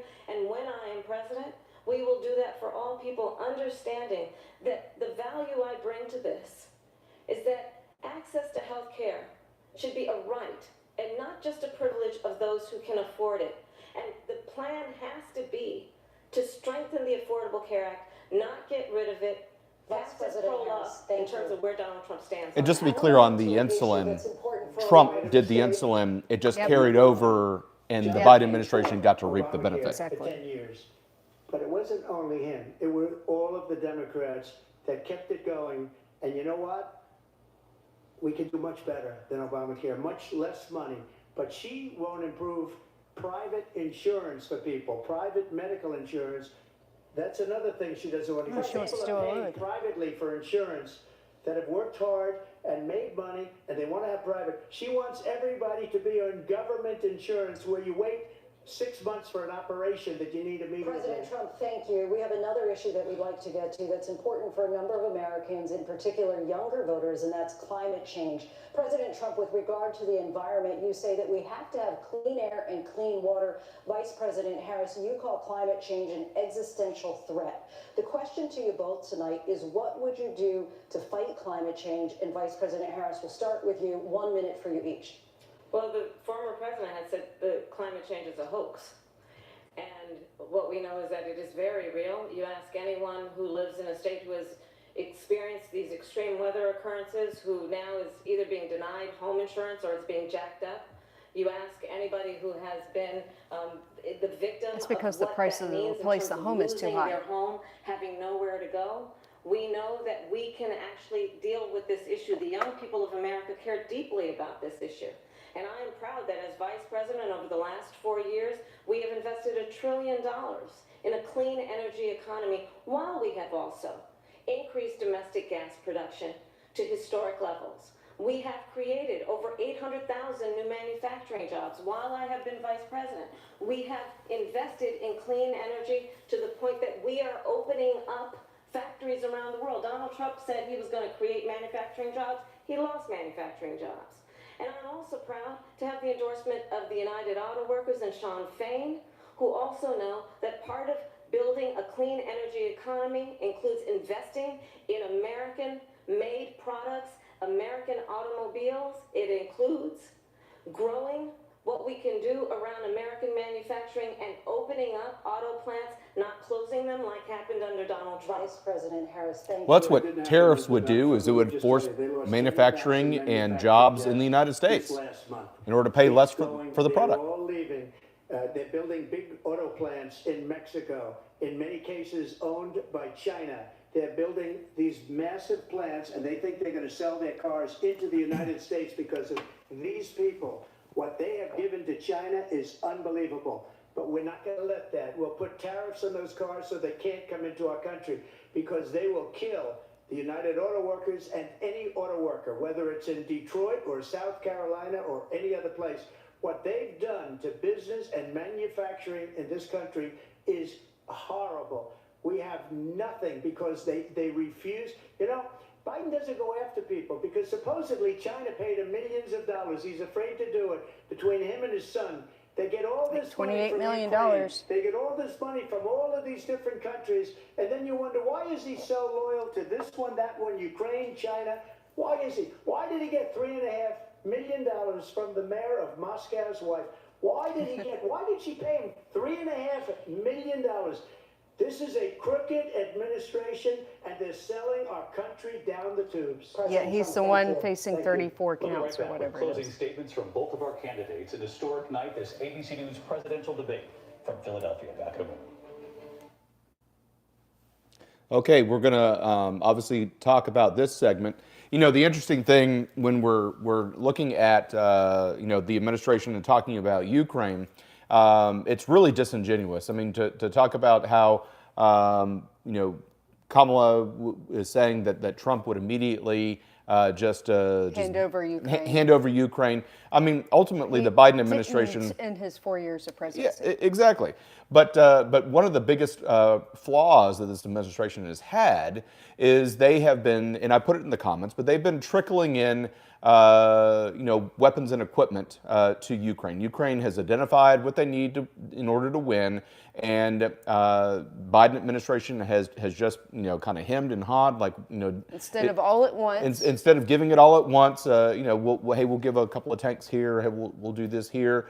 Honestly, what should have happened is, especially when Ukraine had its massive counteroffensive that it was doing, we should have been funneling weapons and equipment at that time instead of having this lull where Russia was able to take trenches and do a whole bunch of defensive fortifications. If we had just given everything that Ukraine wanted to do and let them have the ability to fire ATACMS Block 2 Alpha HIMARS missiles into staging areas that were within Russia territory, if we had allowed them to win, this would be over. This would be over. But the reason that it's still going on for 3 years is this administration keeps trickling in. We need to be giving brigade combat team size equipment and all the enablers all in one go.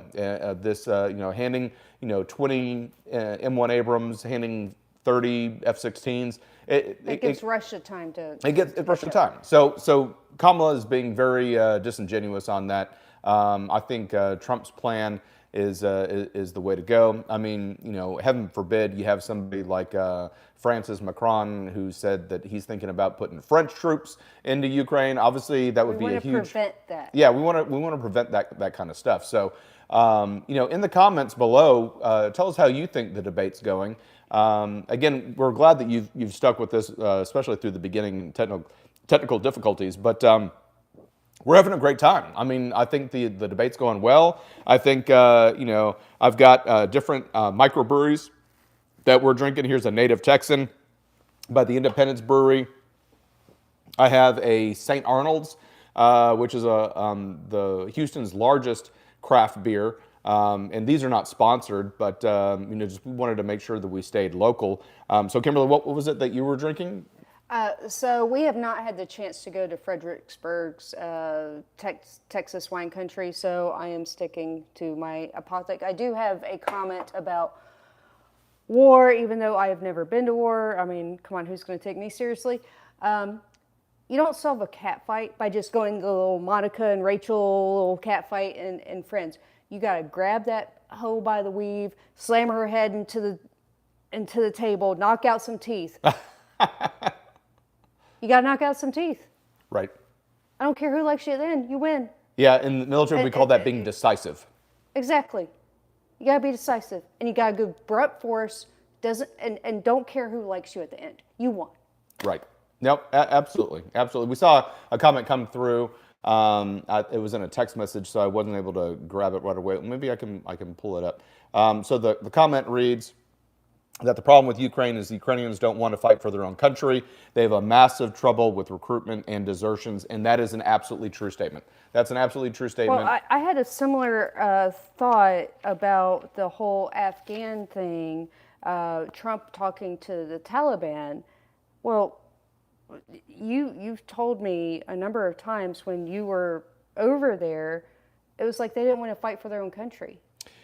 How can you help somebody who doesn't want to fight for themselves? Yeah, that's kind of interesting, and it looks like we may be getting close to closing statements. But one of the big things I always said was the Afghans were excellent warriors, but poor soldiers. The Afghans that I worked with as an embedded military advisor had no problem running up and dying for their country up a hill. The problem was getting them to do fire and maneuver. Okay, so we're gonna make this commercial break because we see that and I have way more comments about that afterwards. The next closing statement's coming right now. Welcome back tonight. The time has come for closing statements, and Vice President Harris, we begin with you.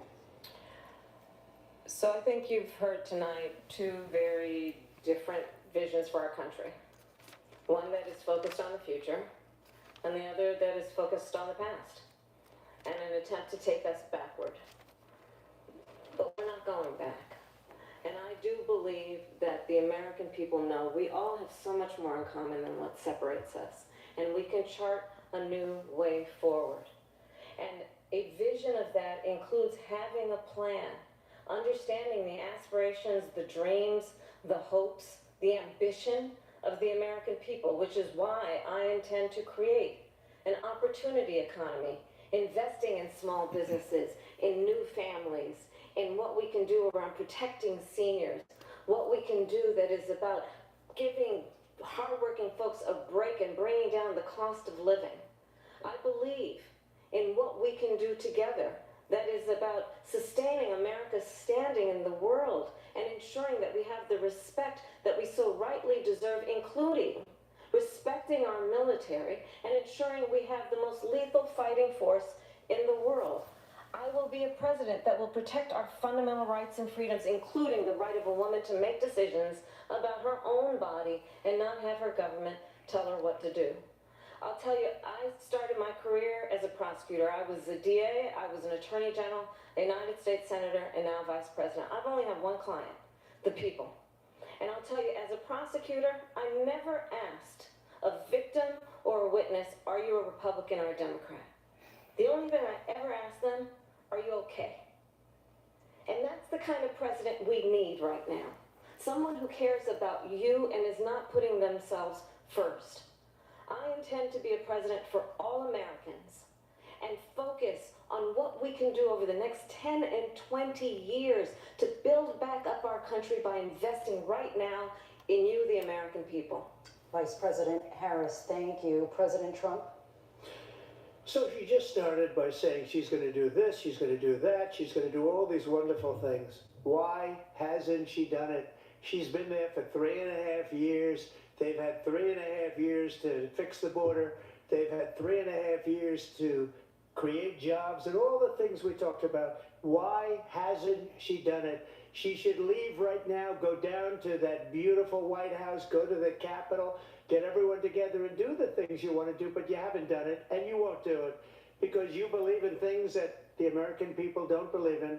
You believe in things like we're not going to frack, we're not going to take fossil fuel, we're not going to do things that are going to make this country strong, whether you like it or not. Germany tried that, and within 1 year they were back to building normal energy plants. We're not ready for it. We can't sacrifice our country for the sake of bad vision. But I just ask one simple question. Why didn't she do it? We're a failing nation. We're a nation that's in serious decline. We're being laughed at all over the world. All over the world they laugh. I know the leaders very well. They're coming to see me. They call me. We're laughed at all over the world. They don't understand what happened to us as a nation. We're not a leader. We don't have any idea what's going on. We have wars going on in the Middle East. We have wars going on with Russia and Ukraine. We're going to end up in a third world war, and it'll be a war like no other because of nuclear weapons, the power of weaponry. I rebuilt our entire military. She gave a lot of it away to the Taliban. She gave it to Afghanistan. What these people have done to our country, and maybe toughest of all, is allowing millions of people to come into our country. Many of them are criminals, and they're destroying our country. The worst president, the worst vice president in the history of our country. President Trump, thank you. And that is our ABC News presidential debate from here in Philadelphia at the National Constitution Center. I'm Lindsay Davis. And I'm David Muir. Thank you for watching here in the U.S. and all over the world, and from all of us here at ABC News. Good night. Okay. So we're going to do some of our closing commentary as well. And, Kimberly, the commercial break came on, but what are your thoughts that you were speaking to? So the whole Afghanistan thing, I think he should have mentioned the just quick, unplanned, unthought through withdrawal from Afghanistan left people that helped us, right. Afghani interpreters, yep. Abandoned. They didn't get to come here. Those are the people that should be here, not all the minimal estimate 8.5 million illegal immigrants who have no loyalty to the United States. These Afghani interpreters that you've told me about, they risked their lives. They're probably dead. They and their families are most likely dead in the most brutal of ways. Yeah, whenever interpreters, because again, if you recall, I was an embedded military advisor with the Afghan National Army. So I was embedded into a 650-man Kandak, which is the Afghan word for battalion. And there were 16 Americans embedded in the 650-man battalion. And we had interpreters that were with us. And every time that they would go on leave and get on a bus, they'd have their cell phones and they would have to exchange out their SIM cards because if they happened to get to a stretch of road where the Taliban stopped everybody, the Taliban would grab everybody's cell phones and look to see if they had, Captain McNabb or Captain Smith or, FOB Apache, Forward Operating Base Apache phone number inside their contact list, and then they'd know that they're working with the Americans. So, like a secret agent, some of these interpreters would have to have dual SIM cards that they would put in and leave the old SIM card with us, with the Americans, and put in mom, dad, sister, uncle SIM cards into their phones. But yeah, I mean, they had to actively make sure that they were doing counter surveillance in order to survive, even when the U.S. military was there. Yeah, I mean, there's video footage of like women throwing babies over fences. I mean, just like, hey, I want my daughter to have a more free life than I have. Right. And that is the situation in which they left that. I really wish he had highlighted that. But I felt like there was another huge opportunity for Donald Trump to debunk the whole child tax credit, the small business $50K, the price gouging, the rent control. All you had to say is, yeah, because you're making it cost so much more that it's going to negate anything that you enact. Well, that's one of the things I put in the comments is that with Kamala Harris saying that she was going to give everybody a $25,000 tax credit. All she did is, I mean, you literally could hear all the prices of every single house in the United States being increased by $25,000. Well, also, you have to wait until they file their tax return. Like, Right. I'm sorry, I don't have 8 months to waste, or whenever you sell the house or buy the house. I mean, it's ridiculous. But, you know, all of her other policies are going to offset, and similar to them talking about, oh, Trump is going to do these tax credits. Yes, but in other ways, he's going to make things cost so much less that it's going to offset that. Right. If we can produce our own energy, we don't have to buy it from other people. We don't have to pay for shipping. Oh, if there's, you know, peace in the Middle East, then we don't have to worry about the Houthis blocking our ships from getting here, and then they have to take this long route, which makes things cost more. Well, yeah, that's one of the big things about tariffs is, Harris is saying that, Donald Trump is trying to make everything cost more. What he's trying to do is he's trying to level the playing field for foreign nations to dump their products here. So let's just go ahead and talk about solar. For example, China has the ability to use forced labor, to use child labor to make very, very cheap solar panels. And so if there is an opportunity and China is selling solar panels around Asia and they have an excess of solar panels, they just come here and dump them at a low cost. And so what that does is it kills American manufacturing for solar panels. I'm just using this as an example, but it kills that manufacturing of solar panels here in the United States because they're able to just dump it. They're doing the same thing with steel. They're doing the same thing with iron. They're doing the same thing with lithium. And so, meaning they being China. And so what it's doing is it is hurting the companies that are trying to get started here in the United States and create jobs here in the United States. The tariffs are going to even the playing field so that we can have that American jobs back here. Yeah, I mean, we could get into the whole energy debate until we're blue in the face. Yeah. But yeah, I mean, he had a huge opportunity to debunk like all those little talking points there. And she used this talking point a couple times, which I wish she had addressed, or I wish she had spoken more in the spirit of. She said, "We have more in common than what separates us." I think Reagan had that was his quote. A quote. That was yes. his quote. That was actually his quote. Like if you agree with me 80% of the time, you're 80% my friend, not 20% my enemy. And I wish Trump had addressed things more in that way. And also, someone had coached her clearly, very clearly, because she repeated it more times, like, making her talking points more about the American people. And Trump was right in all of his points, don't get me wrong. But I wish he had done more of the "this is about you." Yeah, no, I agree, Kimberly. I think that would have appealed more to people. I agreed with all of his talking points, hands down. Policy, hands down, Trump. Just, it came across a little more 2020 and not 2-3 months ago.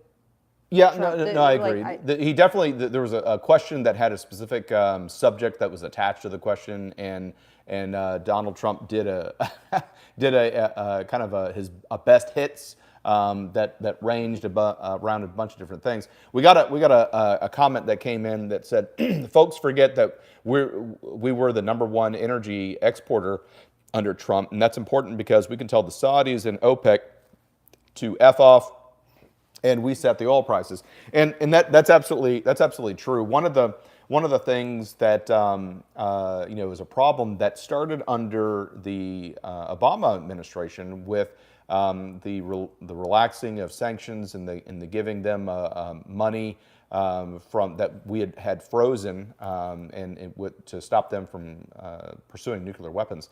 The big problem is we asked Saudi Arabia to slow down their oil production to help us.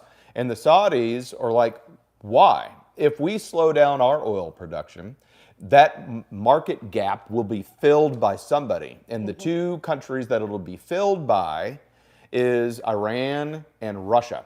And so that's the reason why the Saudis and OPEC didn't slow down their oil production after Iran got all of that money from the Obama administration. And so there had to be a course correction under the Trump administration in order to satisfy that. And, as I was, retiring from the military and as a Middle Eastern Foreign Area Officer, I was, looking at and gosh, you were in the Army, you don't have anything to do with oil production. Well, it's a strategic asset. The Middle East was, and the oil fields were declared a strategic asset by the Carter administration. And so we, have something to do with that, and it's part of our PMC process. And so anyway, looking at those particular oil prices, that's exactly right. Trump made us the largest exporter of oil, and so we were able to influence the market conditions, and that is a position of strength. It's a position of strength, and that was eroded by the Biden and Harris administration, or as I like to call it, the Harris-Biden administration. Yeah. Another thing I would like to spend, they spent a significant time on abortion. Right, yep. And personally, I feel that's just a lose-lose situation, either side, depending on who you talk to. But, people like to address it as, a woman's right to choose what happens to her body. That could easily be spun from the right. Well, what about my right to choose what happens to my body when I go into a bathroom and I realize, it's a unisex bathroom, and guess what? There are no stalls. Right. There are no stalls, and I need to use a pad or a tampon or something, and then there's a man 2 feet away from me watching me do all those things. Can you imagine being a 12-year-old? Yeah, I mean, we're seeing that all the time. We're seeing that in gyms. We're seeing that, where somebody... My right to choose who watches me do that. Right, and your children's right to do that. We have children. I mean, before we know it, they'll be in those similar positions. Are we going to remove bathroom stalls? And that's happening in England. Right. One of the things that caught my eye on the segment on abortion is what this is trying to do is appeal to the single issue voter. And the single issue voter, honestly, in my opinion, is the most dangerous voter that's in the United States, because they take one single issue and the economy, don't care. Which affects everyone. Military, don't care. National debt, don't care. Which affects everyone. My only thing is my single issue, and I've always said that the unions, which are single issue voters, typically because they want to keep their job, right? Mm-hmm. That they're willing to accept risk of all of the abortion and the transgender rights and things like that. And so they'll still vote Democrat because they want to make sure that they keep their job. But you ask somebody that is drinking Miller High Life, that's a steel worker in Pittsburgh, Pennsylvania, and is sitting down, and he's a good union worker, and he said, and you ask him, so what are your thoughts on abortion? The guy's not like, gonna I just care. want a job. I just want my job. And so because of unions, I have to vote Democrat, apparently, in order to keep my job. But Trump is winning those people over. Trump is winning over union workers. Because he wants the jobs located here. He wants them here. So in the comments, go ahead and ask some questions, and we have some time left. We want to hear from you. We've had a lot of people come in and out of the podcast, and again, I apologize. I apologize for the beginning. For some reason, the live stream was stuck in portrait mode at the beginning, and there was no way to get out of it. So I had to end that stream and quickly start a new one. I appreciate everybody that was able to be flexible and pivot. So that's a testament. C'est la vie. Yeah, you got to pivot in life. Exactly. So, but we definitely appreciate you for sticking with us and trying to work through the technical difficulties. But still, just leave a comment, and we'll be sure to answer them below. But I really thought here's the ability to compartmentalize. I think is super important. We are Republicans and we are Trump supporters. I want to know what you felt, how the debate went, and compartmentalize. Don't say it as Trump and Kamala do candidate A and candidate B. And as far as both sides saying their position points, and Kamala saying her position points, Trump saying his position points. I really thought that there was one candidate that was definitely more polished. Now, she was polished in the fact that a lot of her stuff was lying. She spent like 2 weeks, practicing, and she's had like a fake little Trump impersonator come help her. Right. I'm sorry, but if a war suddenly breaks out and you have to pivot and you got to go fly 5 time zones to go dress a different leader of a different country, you're not going to have 2 weeks with a 70-person staff to practice debating with. You're not going to have that. Who do you trust more to deal with that? You're not going to have your staff to do a mock dinner in order to meet a donor. And someone even to dress like Trump. I mean, like, come on, that's for children. Right. So make sure you're leaving a comment so that we can answer that, because a lot of the comments have been good as they've been flying up. But Trump, I thought, again, he kind of went. He kind of was Trump. He kind of meanders back and forth. You only get so much time, and so he was able to cram in multiple issues in his 2 minutes, and he got to repeat it over and over again. The biggest thing I thought was an advantage for Trump was his messaging and tying Kamala Harris to the current administration, of which she is a part of. In fact, her name is in the administration, the Biden-Harris. I like to call it the Harris-Biden administration, but it's in. Come on, Biden's not doing anything. Yeah, He's spent her like name is in the administration, and so him being able to, Trump being able to say, look, it's been 3.5 years. You talk about all of these things that you're going to do. Why haven't you done them? You talk about the border bill that apparently she says that Trump killed by making a few phone calls, but you waited until 6 months before the election, so you did nothing, and then the election's coming in, and it turns out people are really mad, so we're gonna do a little teeny fake Band-Aid, and then we're going to be able to say, look, we're tough on crime on the border bill. But the thing is you let it go 3.5 years. Well, I felt like he could, that is his love child. Like, he could have done better.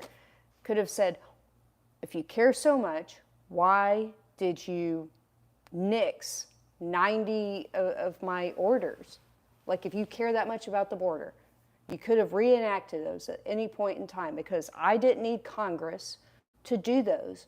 Therefore, you didn't need Congress to reenact those. Right. And then you want to say, oh, I called some Republicans and had them nix this great border bill. First of all, it was a shit border bill. It was. It's still allowed 5,000 a day to come across. It was a piece of shit border bill.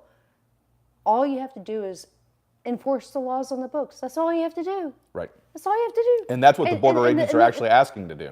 That's what they want to do. They don't endorse you. If it was so good, if your administration was so good, they would endorse you. Biden lied last debate saying, oh, they endorsed me. Now that's been debunked. But yeah, to your point, allow 5,000 per day. And over time, that amount would go away. And Biden, the president, would have the ability to, at any point in time, say, oh, we're well, suspending the limitation. I'm suspending it. Yeah. So it's a piece of garbage. No, it absolutely is very disingenuous, and that's one of the reasons why the Republican senators, decided to close it Like, down. we see through this crap. We're not going to be tied to this. I mean, back in when Reagan was president, he embassied some immigrants, and he's been forever tied to that. Oh, amnesty, yep. Yes, sorry. So yeah, the Republicans in Congress today are like, oh no, we've learned our lesson on that one. Well, anyway, what I hope, here's what I hope happens. I hope this starts the conversation in the nation. I hope that I hope there's a second debate. I hope there's a second debate because again, there's 50 some odd days until the election, and we need to have multiple debates. I mean, Trump has done over 50 interviews with major networks, and the Harris Walls campaign has done, I'm going to say, one serious sit down and then 3 gaggles where the reporters are talking to him. But there needs to be more. There needs to be. She clearly memorized a bunch of great nuggets, and I thought she did a great job. She repeated a couple of them. Yes, Yep. for her, she did a great job. For people who follow this, you can see through the BS. Right. My concern is people who don't study this. And will this is just their go first time. The whole yes queen Right. nonsense. I think the chances are pretty low for the second debate. Which would make me sad. It would make me sad. Now, there is a Vance-Walz debate. Right. Yep. So Hopefully they can get some good talking points there. yeah, I'm hoping and praying that J.D. Vance, he's really great, will be able to clear up some of these things. Kamala Harris put up some policies on her page Sunday, I believe it was, and Vance sent out a long, multiple-part tweet challenging many, not all, of her points. And I think our next episode will have a segment adding to that conversation. Yeah, absolutely. I'd love it. So yeah, we had a great time, and we had our beer, and Kimberly was drinking her wine, and so we were playing our bingo. Hopefully, you got to our community tab and Yeah, we grabbed. got We got a lot of them. So we got project. So starting at the top row, going from left to right, we got Project 2025 was mentioned. Opportunity Economy was mentioned Several times. We didn't answer a question without using any verbs. She got close. She got close, Very but we close. didn't get that one. The values haven't changed, and cackle. She did cackle. She suppressed a so couple we cackles. almost went straight across on row 1, but going to row 2, I'm speaking. I love. But it was Trump that got to. Twice. Trump was the one that got to use that line. And she was like, and she couldn't believe it. She's like, that's my line, that's my line. she was like, that's my line. You could see it on her face. She's like, that's my line, and he stole it. You stole my T-shirts I pre-made. Anyway, I thought that was hysterical that Trump got to use that twice. So, but it counts because it says I'm speaking. So the second one is unburdened. I didn't hear her say that. No. The Racist, third, they kind of touched they on. touched on it, but they didn't. She didn't call him a racist. Close. Gun control. They talked about gun buybacks, but I would have scratched that out. yeah, you know what? Okay, because they did. They talked about gun buybacks. So we did get a bingo. We got a diagonal all the way across bingo. So, but pay their fair share. She said that one. Significance of something insignificant like time. She kind of touched on. She wanted to say it. She kind of wanted to say it. She wanted to say it. That's my line. Let me be clear to go on. So she said that a couple of times. Convicted felon. You knew that was going to come. You knew that was going. But here's the thing. He's not a convicted felon until sentencing. Yes, he was found guilty, but you're not a convicted felon until the sentencing actually has happened, and that hasn't happened yet. So it's disingenuous. And she works for a president who should be convicted of bribery charges, but Exactly. he's too old and senile, or convicted of documents. He's a well-meaning old man Yeah. that doesn't understand the charges against him. Play the woman card. I don't know if we got that one or not. No, I don't didn't. think. I don't know. Harris copies Trump. I didn't see a lot of that. I don't think she understands. Now we're on the fourth Oh, I'm row so going sad. across. I'm so sad. So sad. I wish he could have gotten a. I don't think she understands what she said either. going on to the next column, she's a Marxist. He got that one in. Willie Brown never came up. Candidate makes an outlandish promise. I don't know. I mean, she went through, we're going to give you a $25,000 tax credit for your house. We're going to give $50,000 for businesses. We're going to do, I don't know if those are outlandish. I'm just sad that he did not counter-argue those. I'm sad about that. Yeah, we actually got a thing, and this would have gone into Harris copies Trump. We just got a text message in that says that wished he got into tax for no taxes on tips. And so Did he not do that? Yeah, I think so. We also said that he might have gotten a Willie Brown. I didn't catch that. So, but I'll go ahead and mark it off because we do have somebody saying that Willie Brown was there. We have a candidate saying next question. That was.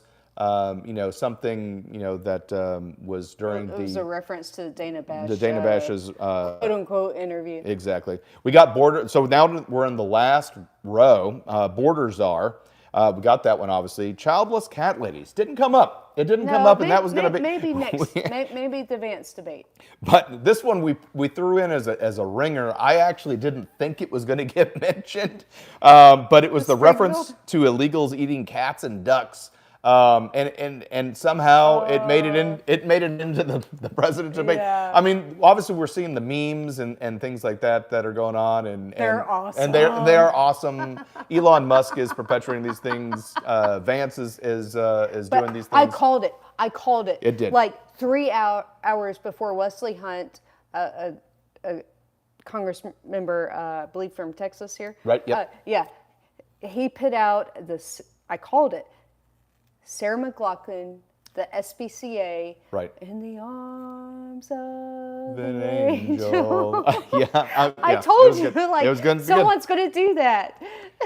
The next one, it was amazing. The next one over was Black Jobs. We got that one in, and then the big ringer in the bottom right-hand corner. I took a bullet from my country. I wish that could have been more of a flyby. Yep. So anyway, if you go to our community page on YouTube, you'll be able to see that we created a bingo card for you. But if you take a look, we went border czar. She's a Marxist, convicted felon, gun control, and cackles. We got a diagonal bingo. Which is how I usually beat our children in tic-tac-toe. Yep, by doing diagonals. So yeah, so it was this was a lot of fun. I mean, we got as we were checking things off, we were taking our drinks. Hopefully, you had your favorite beverage with you. It was a doozy because of all of the squares that were marked off. But I had a lot of fun doing this. I always have a lot of fun doing this with my wife too, Kimberly, because this is just a great activity that we do, that we get to spend time together and do these live streams. And we don't do live streams all the time. We're working on getting some software, and honestly, I'm an old dog, and I'm having to learn all these new tricks of editing and doing all the Premiere Pro and getting names to fly in and icons all over the place and cutting in video and stuff like that. So anyway, there's some software that we're working on, and we'll probably wind up doing more live streams as either a 3 times a week, or it'd be awesome to try and get in to every day live streams with 3 segments and then putting out more content for you. We're really super excited about all of the stuff that's going on in this country. We want to be able to interact with each and every one of you. We are so important to our community. I don't know if we've talked about it a lot, but we got demonetized. We got monetized, and right before we were about to make a video. Yeah, so please share our video so we can get remonetized. Because God forbid we made fun of Joe Biden. Yeah, and that's exactly what happened. We made a video making fun of Joe Biden, and immediately YouTube was like, demonetized. And so we did, if you are on Twitter and Facebook, you can see Candace Owens has been really going to town. Like, welcome to and we're like, hey, welcome to the club, getting demonetized. I guess we're in pretty good company there to have a famous person, although I don't agree with everything that she says, but still, it's a famous person that got demonetized. So anyway, we need hours. We need hours because we're basically having to start over on our 4,000 hours. We have the subscribers. We're inching up on 25,000. Can't believe how awesome that is that we're able to impact that many people. And we're currently sitting about 250 hours shy of hitting that 4,000. Basically, we had to start over on hours again. And so each and every one of you, by sharing this video or rewatching the video, it really helped us out. Going through previous videos that are longer and watching those, or getting into our playlist and watching. There's one called The Kitchen Sink, and in it has every single video we've ever done. We're coming up on 300 videos. Now, episodes, as you know, we typically do an episode a week that has 3 segments. We release that in its entirety, and then we break up the segments and have individual videos, which is why we're sitting at just about 300 long-form content videos.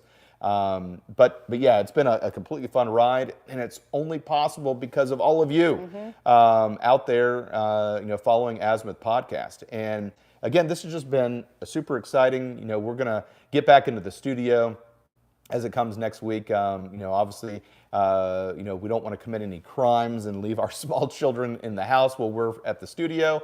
And so every once in a while we grab camera equipment and things like that to come into our living room and bring you into our living room as well. Now we still get the lights and the try and get the effects coming up and stuff like that.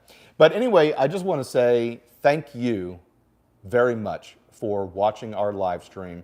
And be safe out there. If you're out and about playing the game along with us, please don't drink and drive. Make sure you call a buddy.